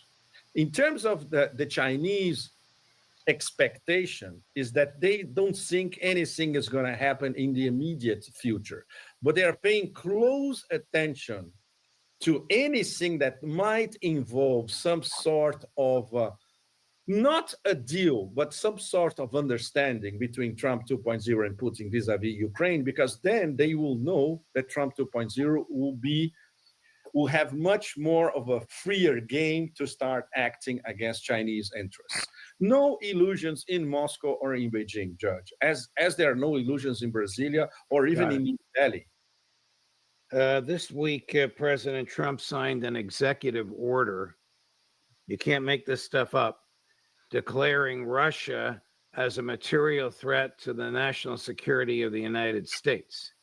Of course, it is the other way around. The United States is a material threat to the national security of Russia. Exhibit 1 is General Donahue threatening to invade Kaliningrad. Why would Putin meet with Trump under those circumstances? This is the number one question, Judge. Absolutely. No, I wanted to get into it because I would like to stress that the only sentence so far that cuts to the chase in terms of a possible Trump-Putin meeting is by Ushakov, a direct Trump advisor, who said 2 days ago, very, very simple, we received finally an acceptable offer from the Americans.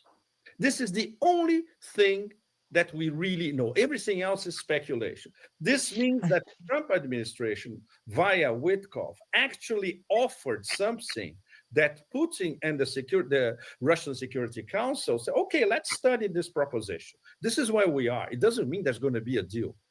It means that they are studying Trump's offer. That's extremely important. So this is an offer to end the special military operation, or an offer for Putin and Trump to meet? Exactly. Basically, Judge, we don't know the terms. And obviously, there have been less than 0 leaks from the Kremlin on the terms of this American offer. Nobody can tell you that they know. I would say there are 2 guys who know because they were in the room. Ushakov, who gave a very brief interview where he said that, an acceptable offer, and Kirill Dmitriev, who's the head of the Russian Direct Investment Fund. And he's very upbeat. It's very interesting to follow Kirill on X. Everything that he posts is very, very uplifting compared to a few days ago. So and this is sort of Putin's Witkoff, if you will. Not exactly. He's a rich guy. He's self-made, and he advises President Putin. Exactly. But he advises on an investment basis, and he has very, very good contacts in DC and in New York, Judge. This is very, very important, and he's respected in the U.S. Dmitriev, important. Ushakov is an old school fox. Fascinating to watch him work as well. And he carefully chose his words. And nobody else comes close to divulging anything substantial about the meeting. The fact that the meeting lasted 3 hours is already huge. And in the middle of threats of secondary. So we get some interesting detail there with respect to Ushakov, Dmitriev, but also the length of the meeting. I hadn't seen those kinds of descriptions anywhere else.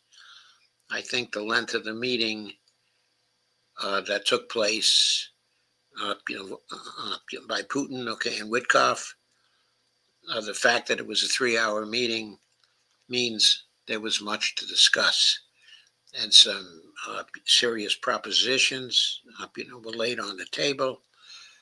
Based on further news, it's apparent the offer from the Americans was a ceasefire in return for Ukrainian withdrawal from the Donbass. Obviously, based on what Scott Ritter said, that was probably responded to by Putin,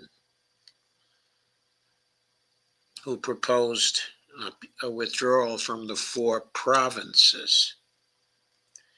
So that's the key. The Donbass is only 2 of the provinces.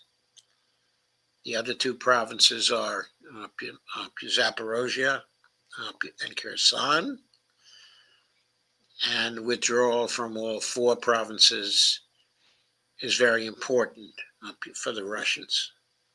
Sanctions on anybody buying Russian oil, plus threats of more sanctions on Russia itself.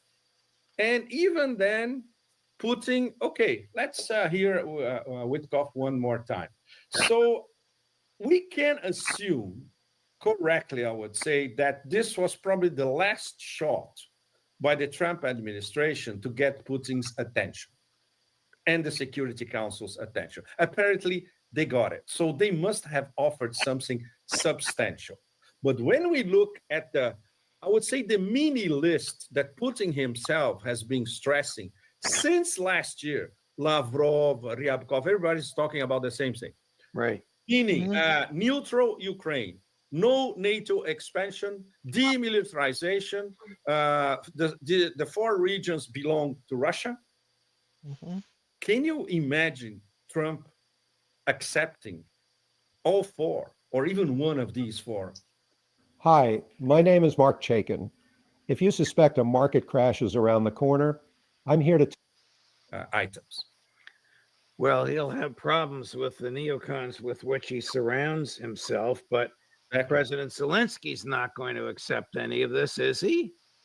Well, but he's not a player, Judge. He's an actor. Well, why did the United States, and this came out of the mouth of the... Okay.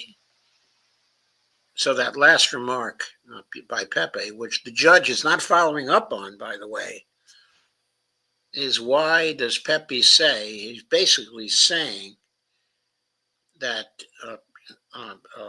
Zelensky doesn't matter in this particular decision. It doesn't matter what he wants, okay, but the United States can facilitate or cause to come about whatever agreement Trump makes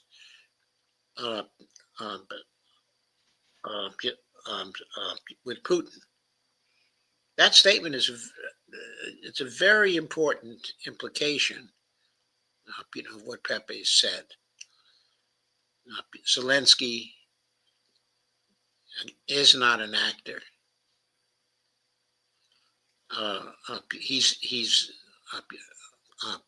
He's not a player. He's just an actor. Very interesting. The press secretary herself, whose office is next door to Trump's in the White House. Yes. Why did the United States drop or leak or state publicly that Trump wants Zelensky there? That's a non-starter for Putin and Lavrov, is it not? It's an absolute non-starter for Putin and the whole Security Council. Medvedev and Minister of Foreign Relations. No, there's nothing to discuss with the illegitimate government in Kiev. And it is technically an illegitimate government.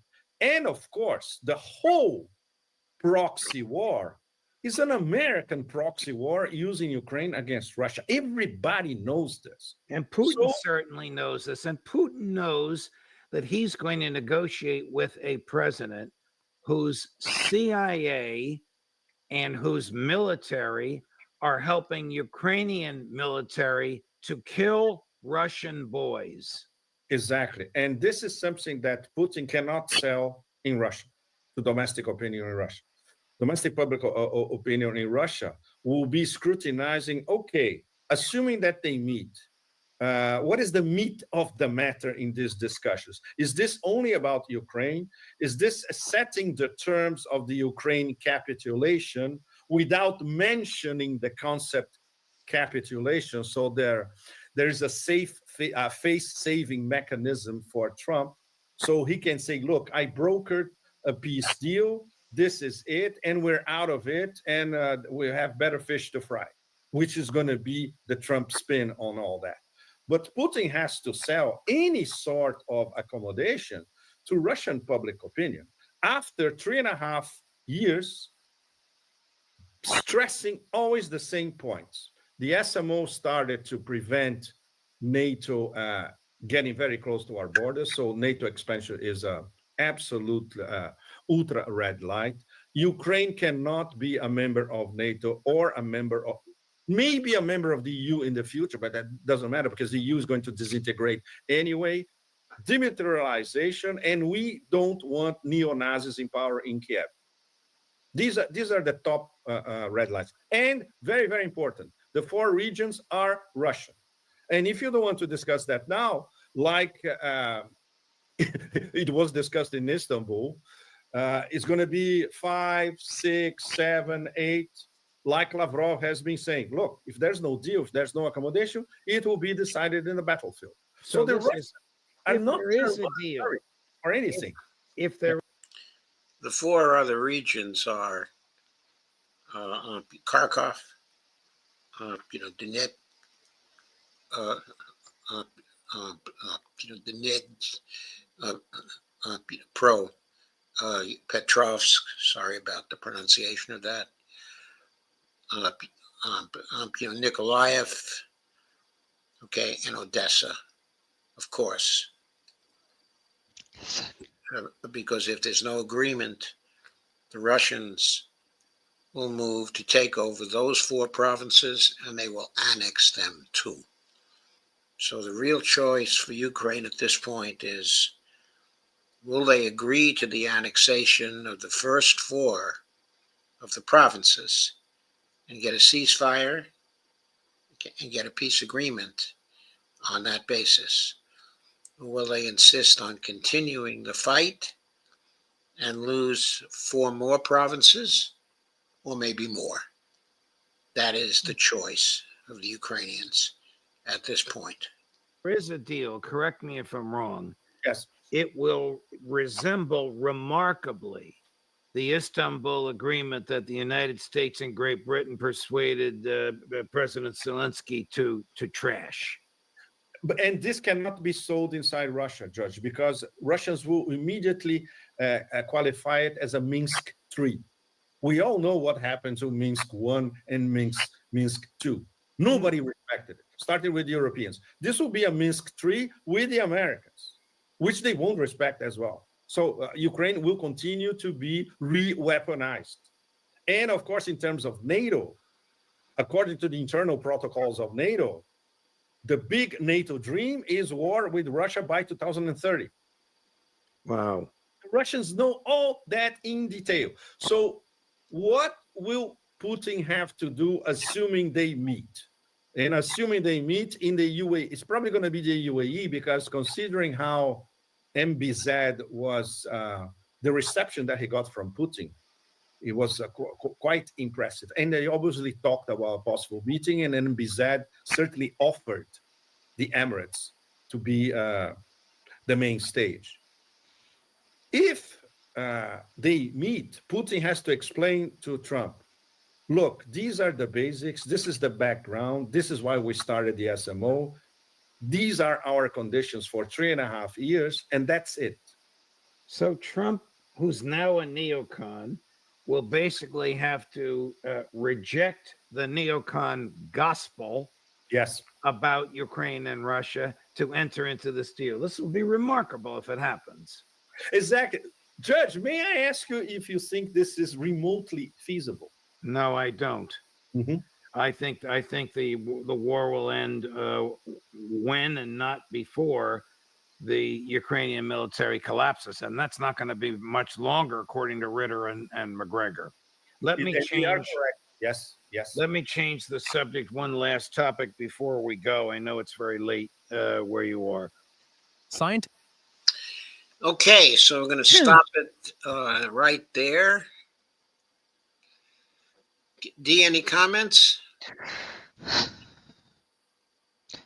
You know, I don't know, the whole thing is just so messed up. It's just so messed up. You just don't know. But like I said, with Trump and just that whole plan, wanting, a war with Russia by 2030, it's just terrible. The whole situation is terrible. Yes, it is absolutely terrible. Okay, and it has to end. Oh, definitely. Okay, so Pepe in that, of course, expected the meeting was going to be in the UAE, but we have found out since that all kinds of news outlets are going along with the idea that the meeting is going to be in Alaska, that, it's going to be in America. I've heard two justifications for this. One, okay, is that Russia has historic ties to Alaska because Alaska actually was Russian until 1867 when the Russians sold it to us. A very famous event. Okay, but okay, the other thing that's involved here is that someone calculated that if the event was in the UAE, it would somehow be possible for Zelensky to crash the conference, and no one wanted him there. So that was supposedly the second reason why they decided to move things over to Alaska. I don't know how true that is because I don't know why they would not be able to block him, from coming to the UAE. Okay. Anyway, I'm not sure, whether they decided on Alaska. Some people have been raising the issue of, well, if Putin travels to Alaska, okay, there's a warrant for his arrest from the ICC, and once someone tried to enforce the warrant up there. I don't see how that's possible because Alaska, is the United States, and Trump would have control over that. And I don't think Trump wants Putin to be subject to the rule of the ICC because any moment now, it's possible that the ICC will put out a warrant for Trump for complicity in genocide. So anyway, that idea, did not make a lot of sense to me. But okay, moving to the comments. Oh, Pittsburgh Dude 87. I guess I misunderstood what he was saying. So anyone watching isn't subbed, please do and get our brother up to 300 so that we can be like the Spartans. Okay, well, thank you very much, Pittsburgh Dude, for that. Steve G2 says, you're at 299 subs, Joe. Oh, gee. I haven't looked at my subs for so long, I didn't even realize I was only at 299 subs. After all these years, you would think I would be at 299,000 subs. But, there it is. But anyway, thank you, Steve G2, for reminding me that I'm at 299 subscriptions, okay, on YouTube. We just have to remind people to subscribe. Yes. Please do share, like, and subscribe. That, okay, is very important, okay, to me. As it is, I get many more views on Twitter than I get on YouTube, and many more views on Facebook generally than I do on YouTube. Mm-hmm. I don't know why that is, but I've never been popular on YouTube. That's just the way things are. So we are proceeding very well along with our progress here, and we are about ready to go to the next video, I think, which is the video about Alaska. And this one is from the Duran.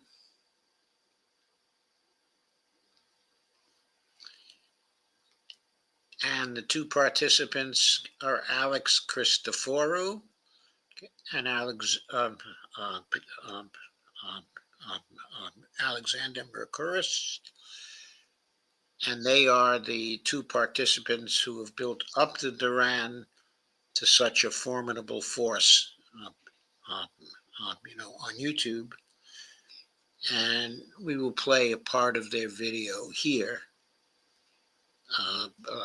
starting at the beginning. And then we will go through about What's going on here? 20 minutes of the video. So let me start to play it. Is there some problem, Dee? No, I'm fine. Okay, we are live with Alexander Mercuris in London. Alexander, how you doing? I'm doing very well. Good, good. And we will be going until for 40 minutes. Yes. Until 6 o'clock my time, 4 o'clock your time, London. Yes. We have to do a hard stop. Yes. So whatever questions we don't get to, we will answer the questions in a dedicated video. So keep that in mind. But we wanted to get a live stream out to everybody because we have big news. Yeah. The Trump-Putin meeting, and we have the location, Alexander. So your thoughts, Alexander? A big hello to everyone, by the way. Hello to everyone that's watching us, and hello to our moderators. Thank you for joining us, Alexander.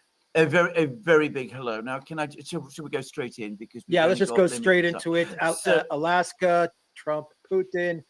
All the media articles about what was told to Witkoff, what Putin told to Witkoff, what was agreed on.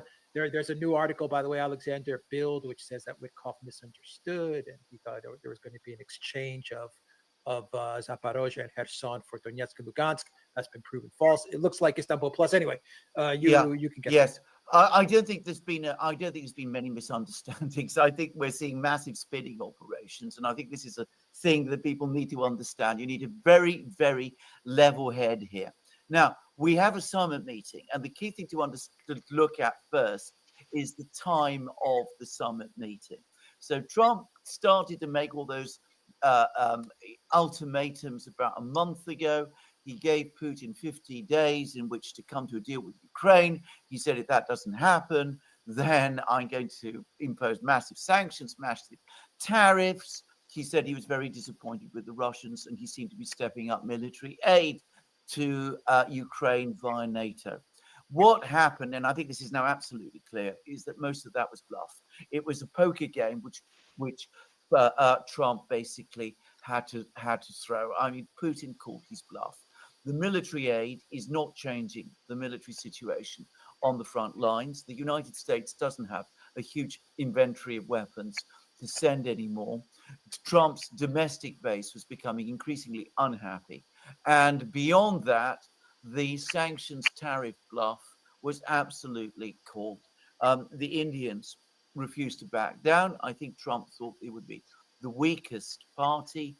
They showed that they were not. They stood up to this threat of the tariffs, and pressing forward with them would have caused Trump major political problems and the United States major economic problems. So he's got a collapsing situation on the front lines in Ukraine.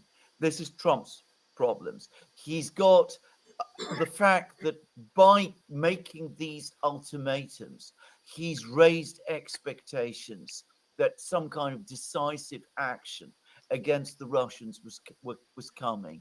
So he had to find a way out of it, and he did so by sending Witkoff to Moscow, getting Witkoff to persuade the Russians to agree to a summit meeting.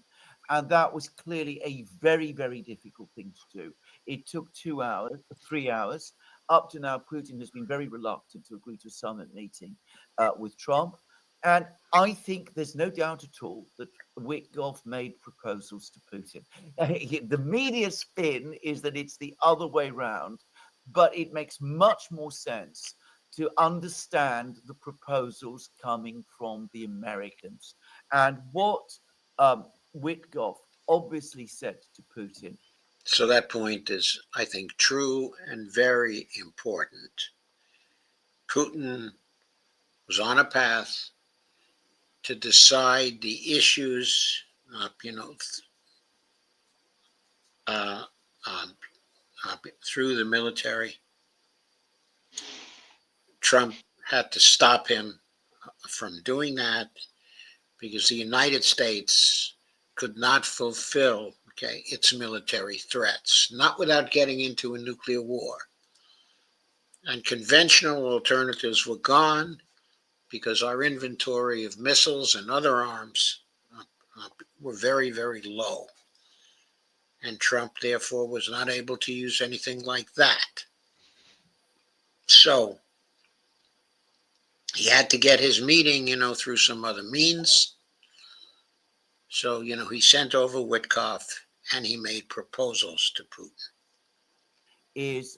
We are prepared to understand your position, Istanbul Plus. We understand where you're coming from. We're starting to move towards it. We understand that the Ukrainians are going to have to retreat. We understand that there has to be further negotiations, and importantly, that the negotiations must be between you, that is to say Russia, and us, the United States.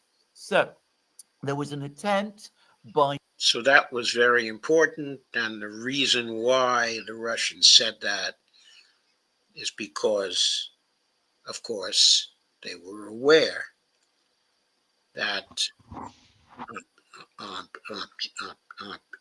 Ukraine was our creature in this particular war, that this was a proxy war, that we were thoroughly behind this war. So the Russians needed to have a peace agreement with us that would be imposed, on Ukraine. Someone over the last couple of days to get Zelensky inserted into the process. Clearly, this was not discussed between Putin and Witkoff, and was probably not suggested by the Americans at all. The Russians said no. Trump, who is in a weak position, backed off. Zelensky is not going to be involved in this meeting, which is taking place in Alaska. And the Ukrainians are out of the picture. The Europeans are out of the picture. We now have direct negotiations about Ukraine between the two real parties to the conflict, Russia and the United States. That's what the Russians have wanted all along, and that's what they've managed to get. And so this is amazing. 1.8 million, of the Ukrainians are fatalities in this particular war. Colonel McGregor estimates 1.8 million fatalities. And yet they are not a part of the talks to end this war, because they've been used ruthlessly as a proxy by the United States. And they've been kept standing up through the use of our money, and our material. And we were getting them to fight to the last of the Ukrainians. Just terrible. Utterly reprehensible.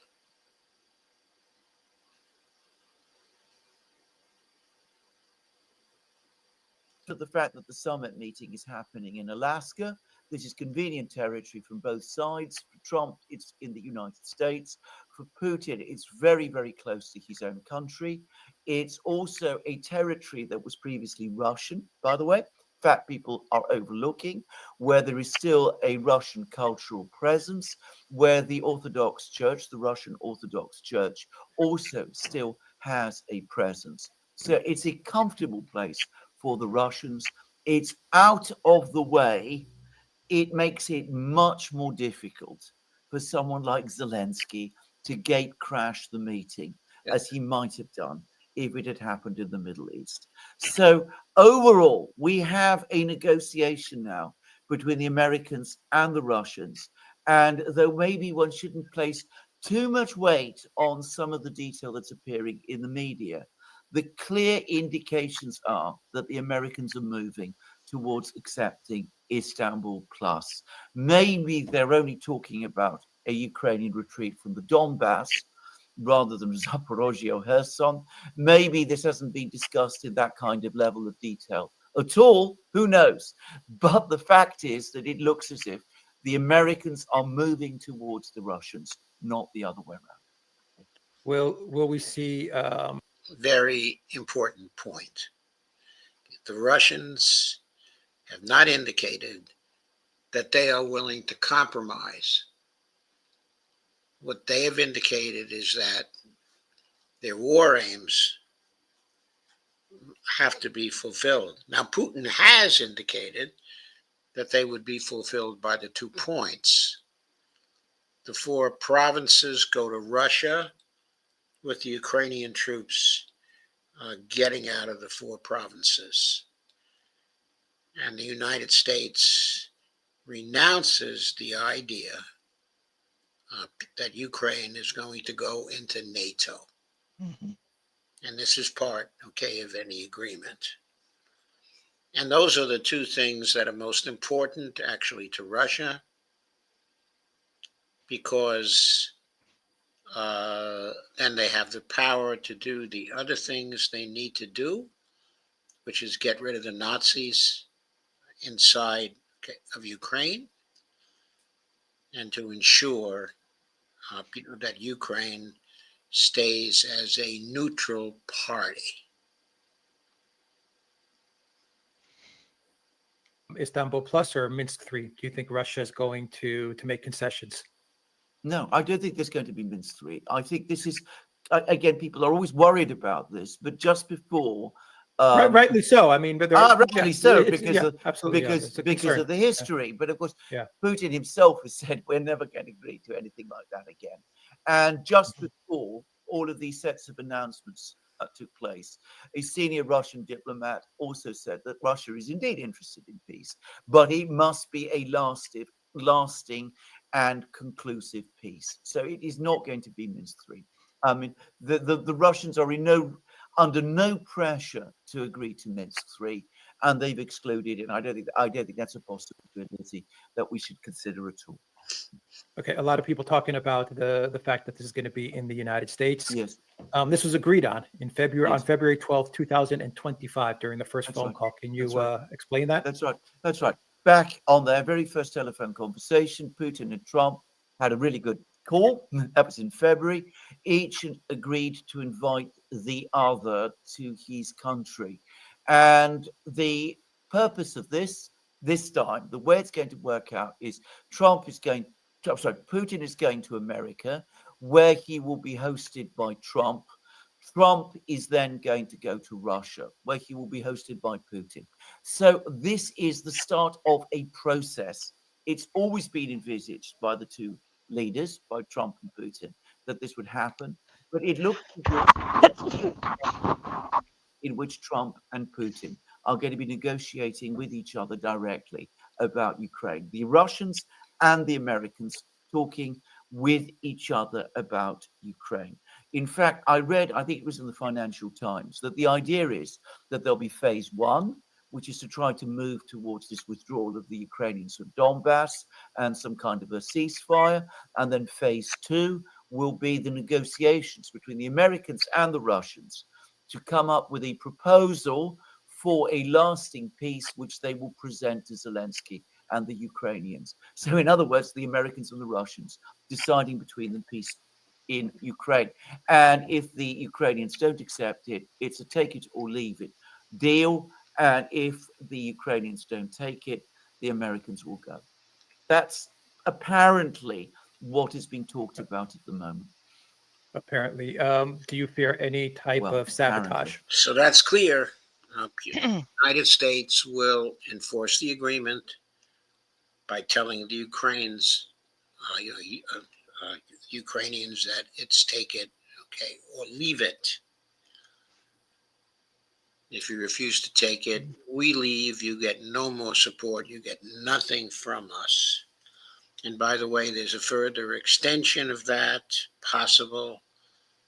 And that extension also may be that if the Europeans contest that themselves, then there will also be a move by Trump to say to the Europeans, take it or leave it. If you don't take it, we are leaving Europe and we are coming home.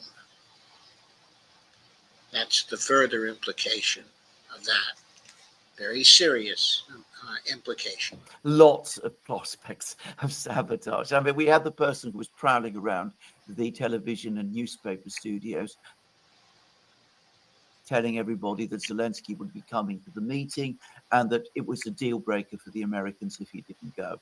Now, that could have been sabotage. It's quite likely it was.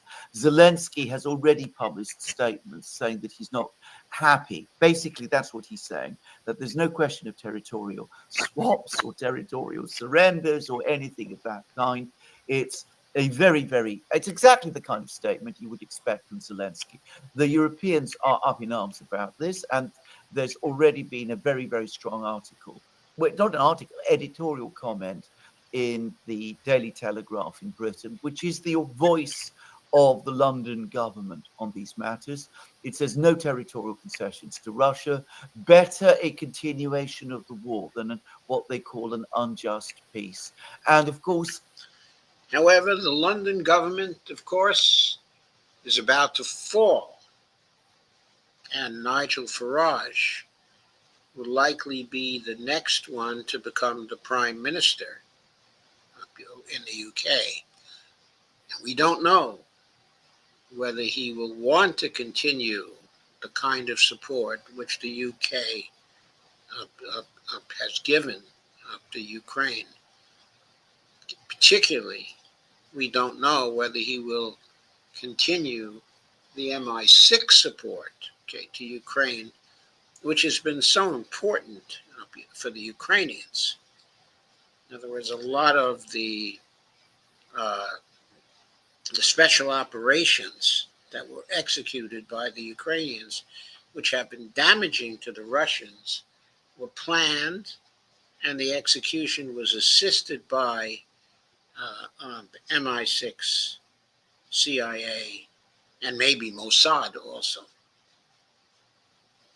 In Washington itself, Lindsey Graham, Richard Blumenthal, all of those people, they're still there. So are the people in the bureaucracy. Kellogg is, of course, also still there. They will pull every string they can in order to sabotage this process, and they may succeed. If I was a betting man, I would say they will. Yeah, I was just about to ask you that question. What are the chances? So I think that's very interesting. It could be Alexander is right, but I think, it's very hard to say.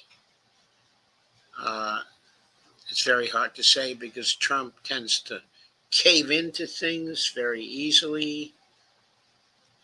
But here he is. There's a reason why he went to Putin this time. Because he was doing exactly what the neocons wanted him to do. And then he decided, this is too risky. This is not what I want to do. It's getting too close to nuclear war. And so Witkoff then went over to Russia and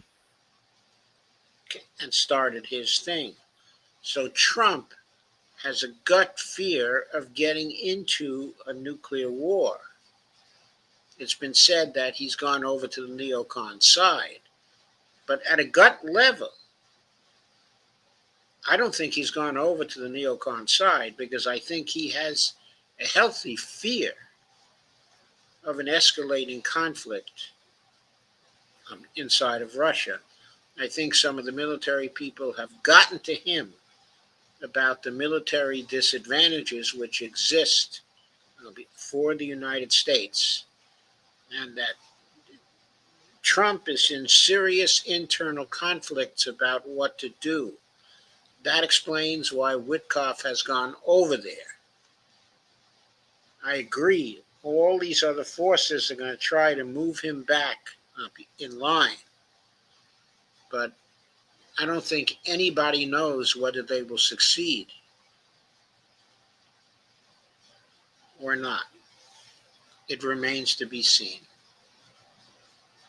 Is that that the United States will be able to actually agree to Istanbul Plus and honor Istanbul Plus? I mean, the chances are. Okay, just to be clear, what Istanbul Plus is the terms outlined in the Istanbul Treaty, which was about to be signed in March of 2022, and which that agreement was torpedoed by the flying in of Boris Johnson into Ukraine and, selling Zelensky on the idea of continuing the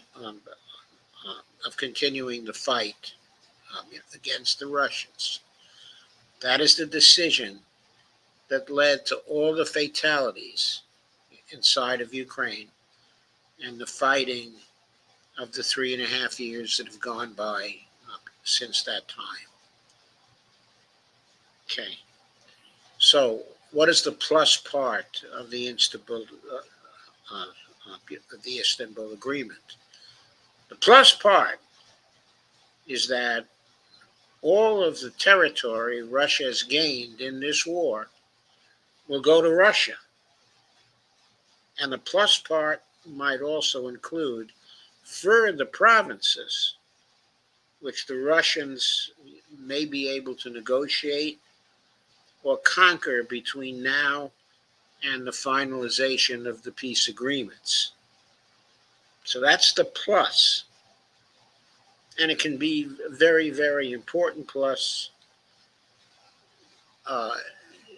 It means the Ukrainians give up on Crimea. They agree Crimea is Russian. They agree the four provinces are Russian. And they may have to agree that more than four provinces, are Russian. That, of course, remains to be seen. I would say minimal. And I think that's the thing people need to understand. I think that there's going to be an awful lot of discussion, an awful lot of negotiation, maybe, but there's going to be criticism all along the way. Whenever Trump is criticized, he tends to retreat in the face of that criticism. I suspect that he will gradually retreat from the position he seems to be taking now. Now, by the way, just to say, a couple of months ago, I remember reading that there was a meeting between Trump, Witkoff, and Kellogg. Witkoff told Trump then that the way to end the war was by agreeing to Istanbul Plus. Kellogg pushed back. He said the Ukrainians will never accept it. And Trump said nothing. But in fact, we know that in the end, he went with Kellogg. Now, he's now tilting to Witkoff. There is no guarantee that he won't tilt back to Kellogg. And there is no guarantee, but a telltale sign of his sticking with the Witkoff side of the argument would be if he fires Kellogg. So look for the firing, of Kellogg. That's a possibility, and it will be a telltale sign that he's going to come to agreement with Putin. To those people again. In fact, not only is there no guarantee, I would say that it's more likely than not.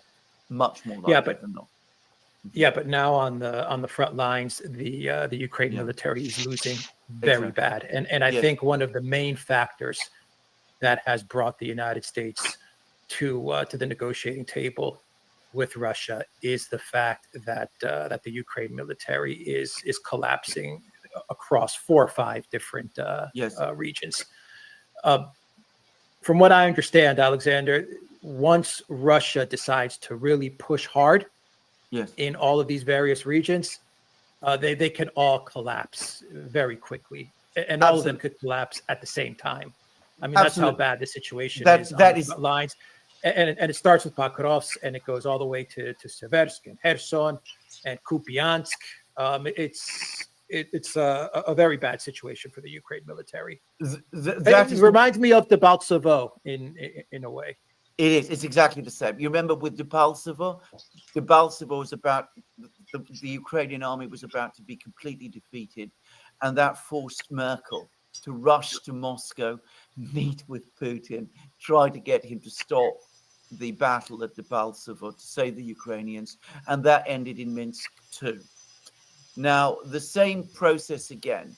The Ukrainian army, Pakrovsk is about to fall.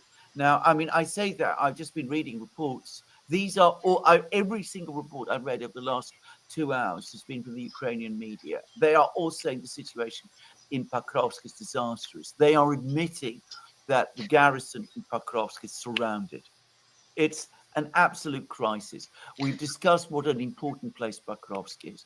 The Institute for the Study of War says that this line of cities, they've actually vindicated our analysis, that this line of cities is the fortified line in Ukraine, the Donbass, which has held the Russians back. If Ukraine loses it, then the war is lost. And that line of cities is about to fall. I mean, it may take a few months for the process to be completed, but it is about to fall. There's a crisis in Kupiansk. There's a crisis in Konstantinovka. There's a very serious crisis in Pakrovsk. Ukraine has no answers to this. Remember the Russian general saying to Scott Ritter,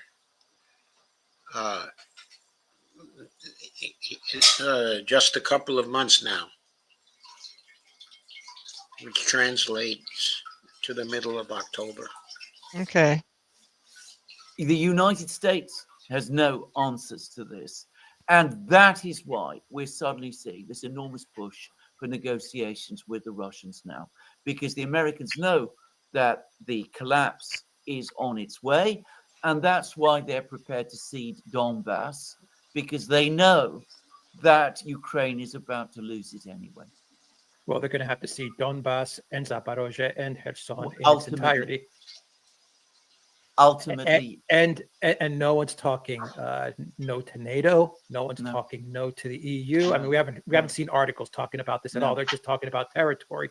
But we've got NATO, we've got the EU, we've got sanctions being lifted, we got the Russian frozen assets, we got no weapons to Ukraine, and we've got presidential elections in Ukraine. These are all parts of Russia's Istanbul Plus memorandum that they sent to the United States a couple of weeks ago as to how they see a conclusion to the conflict. I mean, the United States is going to have to agree, I would imagine, to all of these points.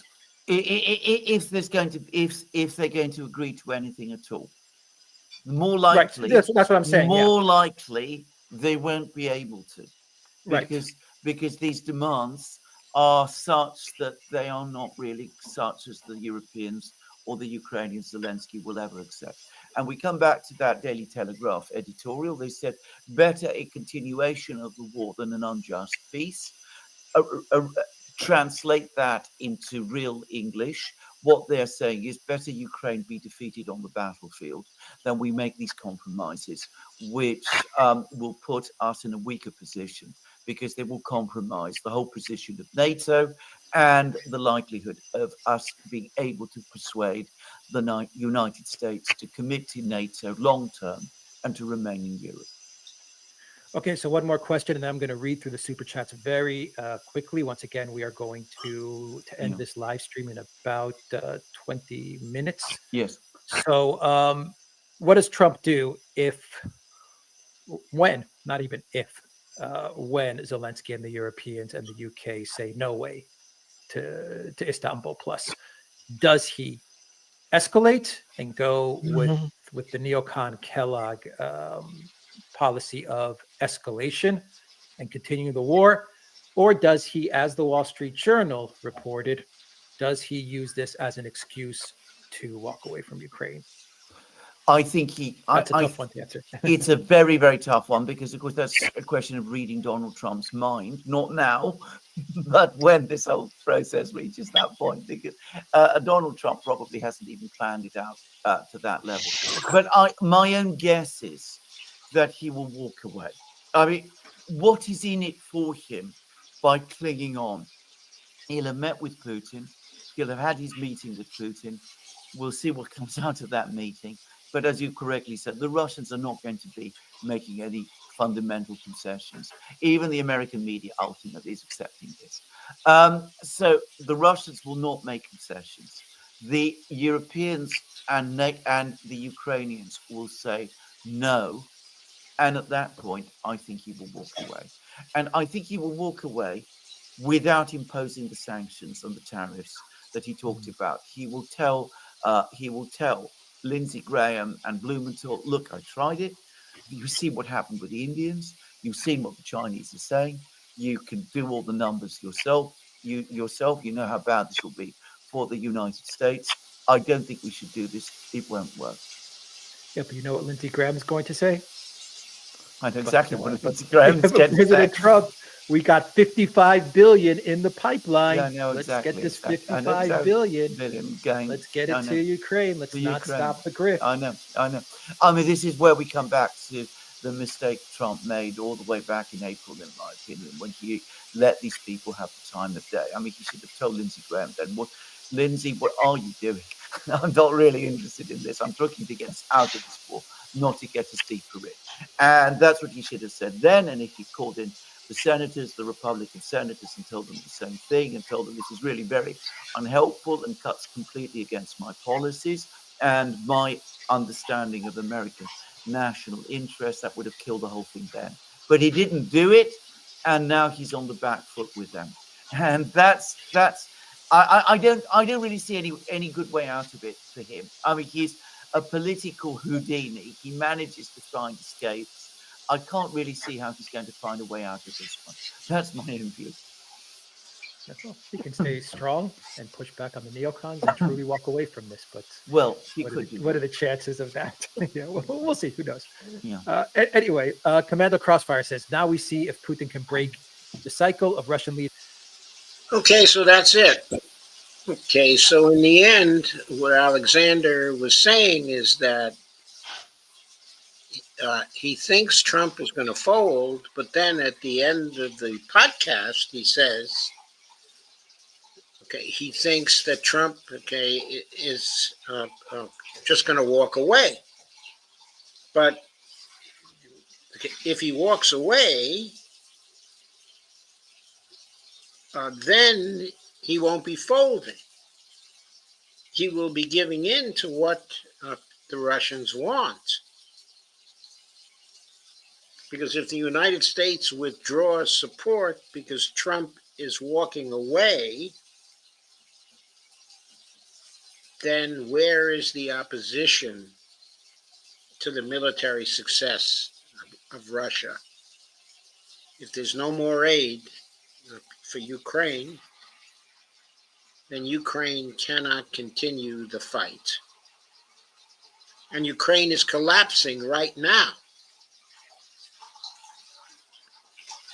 So Trump might as well come to agreement with Russia on what is supposed to happen and then try to enforce that agreement on Ukraine, and Europe. Because if he succeeds in doing that, he at least gets credit for making the peace. Now, of course, the Democrats will use that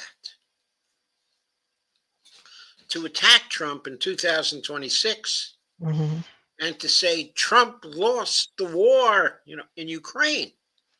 Okay, Democrats will try to do what the Republicans did to the Democrats back in the late 1940s and 1950s, when the Democrats were charged with losing China for the U.S. Now the Democrats will reverse things and attack the Republicans for losing Ukraine to Russia. So that's what's likely to happen, but I don't think that will stop Trump from trying to gain credit for the peace, and he will have partial success about that. And if he's strong enough to resist the pressure, then he will deserve the credit. If he stops the war at this point, if he manages that, he will have saved further hundreds of thousands of lives. And however responsible he was for the loss of life from January until now, he at least will have some credit for finally stopping the war, if he stays strong. But of course, nobody knows at this point whether he's going to stay strong or not. So, here's another view of what he's about. But before we get to that view, let us go back to our commentary and see if there is more on the commentary. And Mr. Wonderful says, I agree, Joe. I do not think that Putin coming to America, even if it's Alaska, it's not a good idea. I don't think it's such a good idea either. I mean, I could see a CIA operation to assassinate him, which would be a total, so destructive to the possibilities of peace. And it wouldn't change the military balance one little bit. We would still be at a tremendous disadvantage to Russia.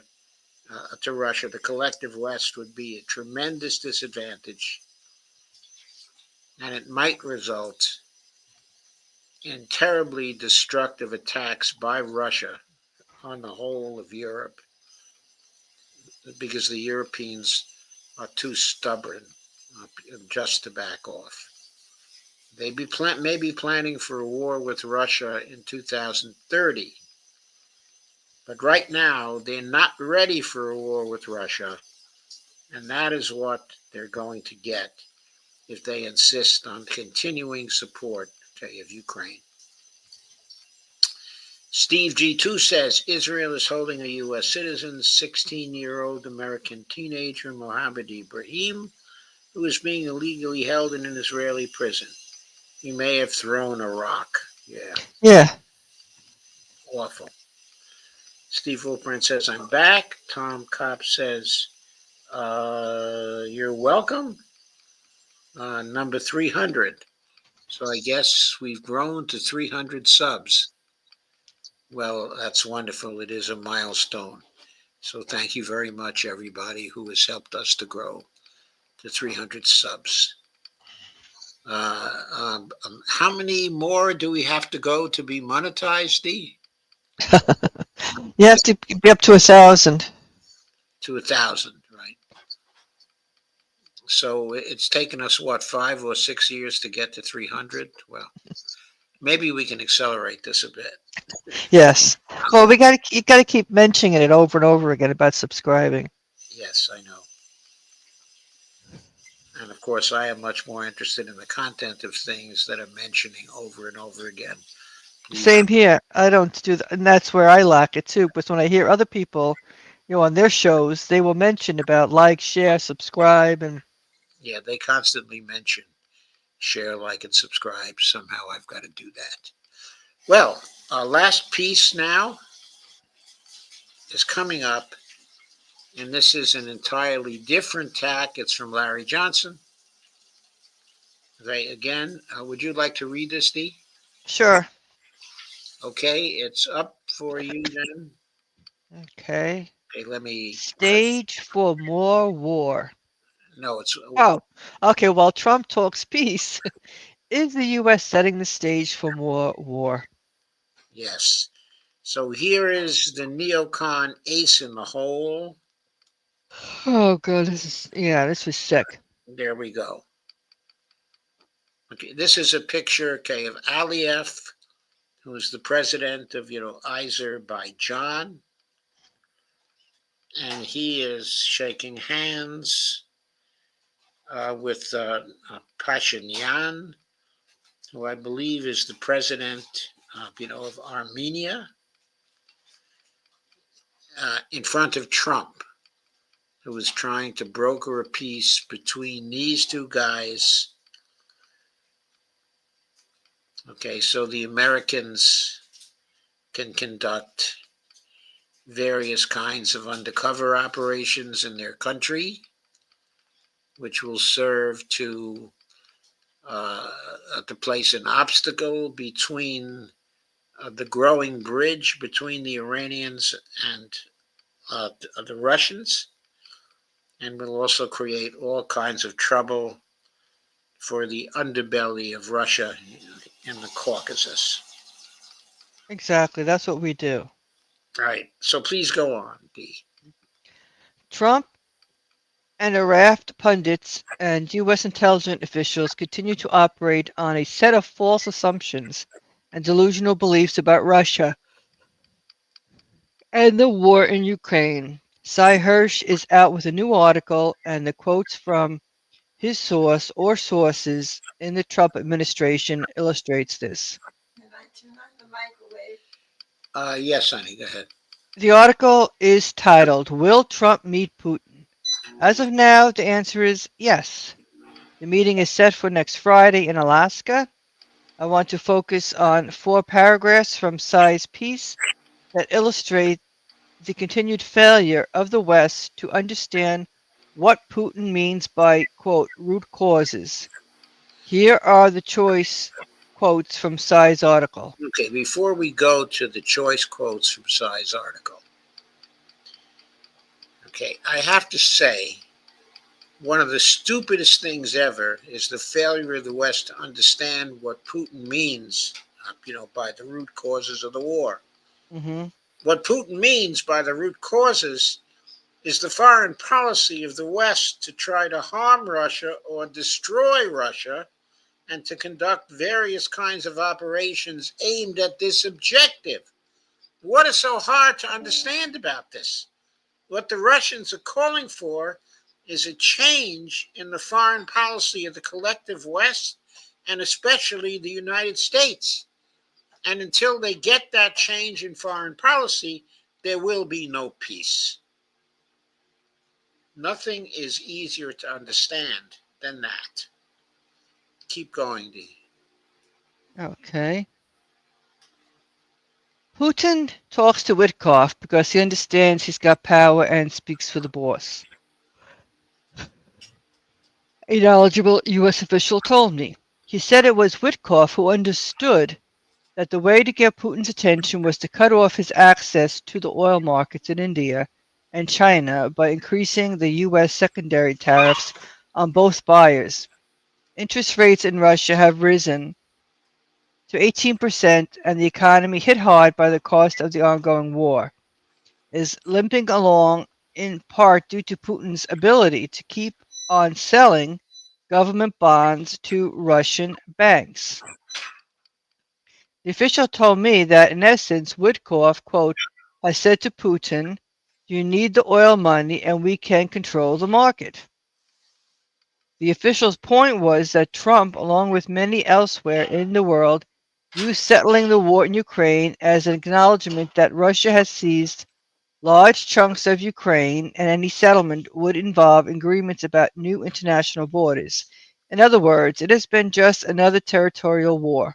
Early in Trump's second presidency, there was a one-sided hope from Washington that Putin would join him in real estate investments and rare earth mineral extraction in the Ukraine territory seized by Russia. Unless there is a last-minute breakthrough in diplomacy, such U.S. investments are off the table.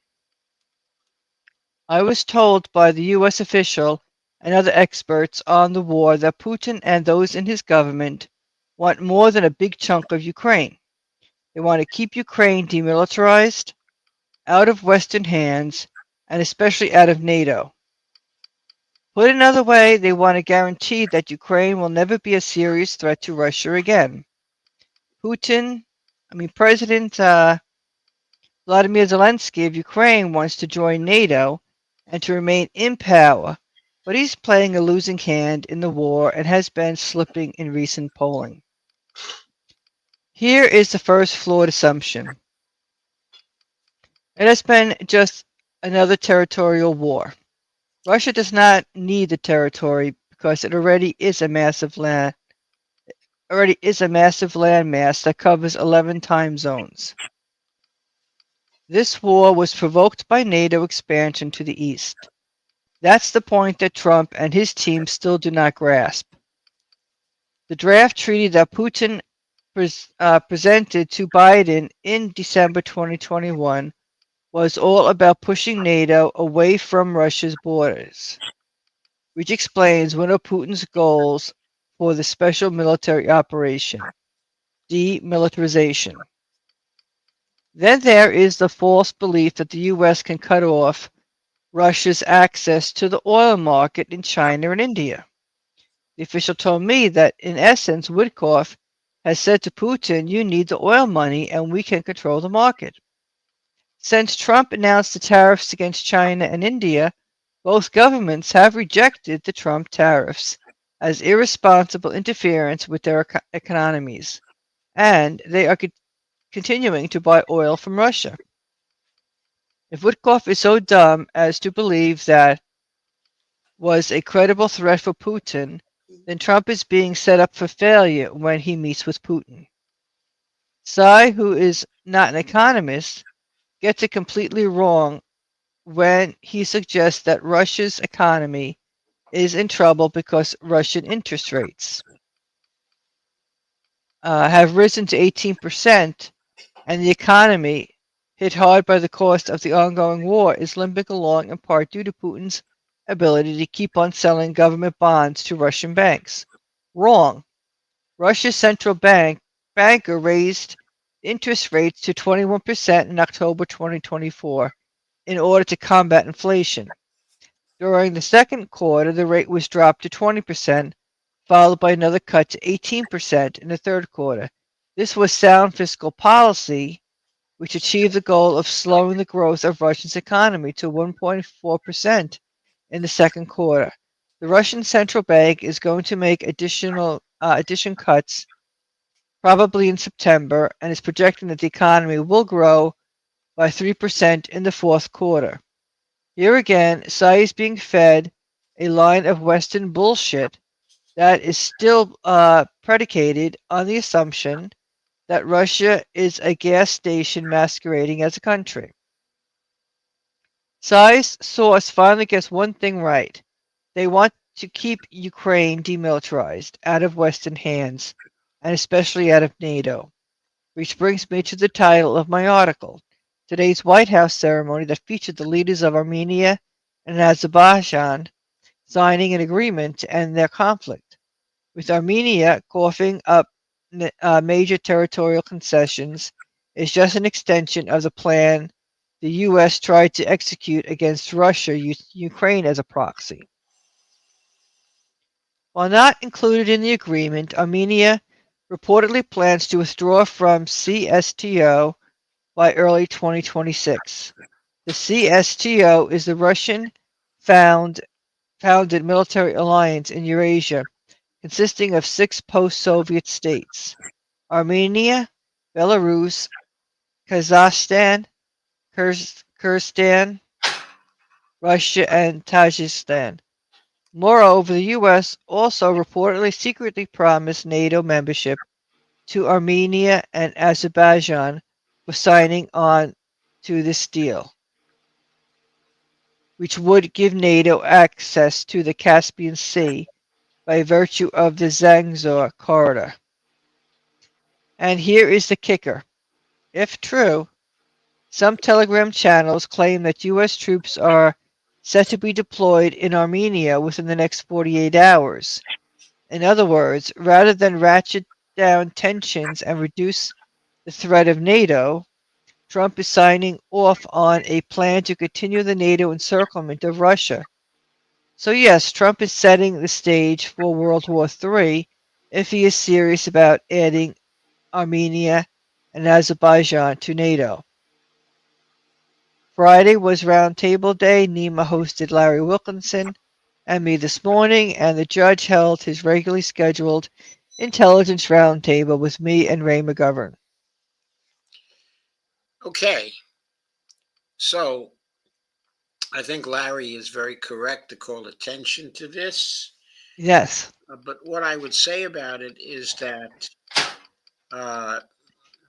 okay, if there is agreement when it comes to Ukraine, to ending the war in Ukraine, and Trump also pursues that because he's afraid of the immediate escalation to nuclear war now, then he will find Putin quickly turning his attention, Putin's attention, that is, to the activities, in Azerbaijan, and the Zangezur corridor, as it's called. And what will happen is Russia will quickly combine, with the Iranians to absolutely squash, whatever is going on there. I'm sure Trump has not thought of the prospect of 1 million Iranian troops marching into Armenia, and Azerbaijan. But I have thought of that particular possibility. I don't think the Iranians are going to tolerate any serious intervention by the United States in that particular corridor. And I don't think the Russians are going to tolerate it either. And I think the Russians and the Ukrainians together have the force to absolutely crush any effort by those two countries to get into the collective West, into the orbit, of the collective West. They have no choice. They have to accede to what Russia wants to do if they intend to have a prospect of seriously existing, in the future. Both are very, very small countries, especially compared to the combination of Iran and Russia. And they have no choice. They are in the sphere of influence of those two countries, and the United States is not able to deliver any military force to protect them. It's exactly the situation we see now with respect to the Ukrainians. The United States has a very low inventory of weapons right now. And those weapons, even if they had a high inventory of them, are inferior to the Russian weapons and the Chinese weapons and the Iranian weapons. We still have no operational hypersonic missiles to mount against the holdings of the Iranians and the Russians and the Chinese. We cannot fight a war against them, at this point. We are not ready. I hope we never get ready because it would be completely foolhardy to do so. But anyway, it would take us 5 years to get ready. And meanwhile, the Iranians and Russians are not going to allow us to fool around in the Caucasus and to threaten the north-south transportation corridor they're trying to set up for the prosperity of both of those countries. Russia and Iran will simply not allow that, and the United States is just being foolhardy in trying to set up these special operations by the intelligence agencies there. It's just another stupid effort by those agencies to keep the conflicts going. That kind of stuff has to end. The deep state has to be reformed. It has to be stopped from creating mischief all over the world. I'm sure they're trying to overthrow the efforts of Lula in Brazil, the efforts of Petro, in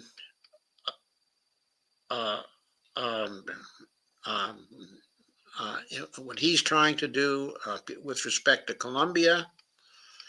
I'm sure they're going to try to stop the return of some of the other politicians of the pink tide in South America. Mm-hmm. All these efforts are going to fail.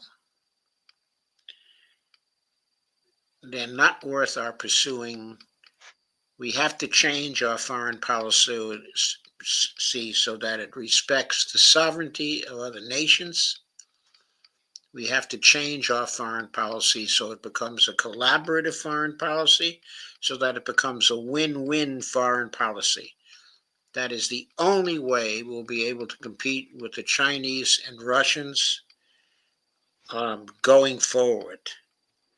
We have to set up a collaborative pole in friendly competition with them. And unless we do that, there will be no peace and there will be no end, to the decline of the United States. D, any comments? I was going to say, but the people in power now don't see it that way.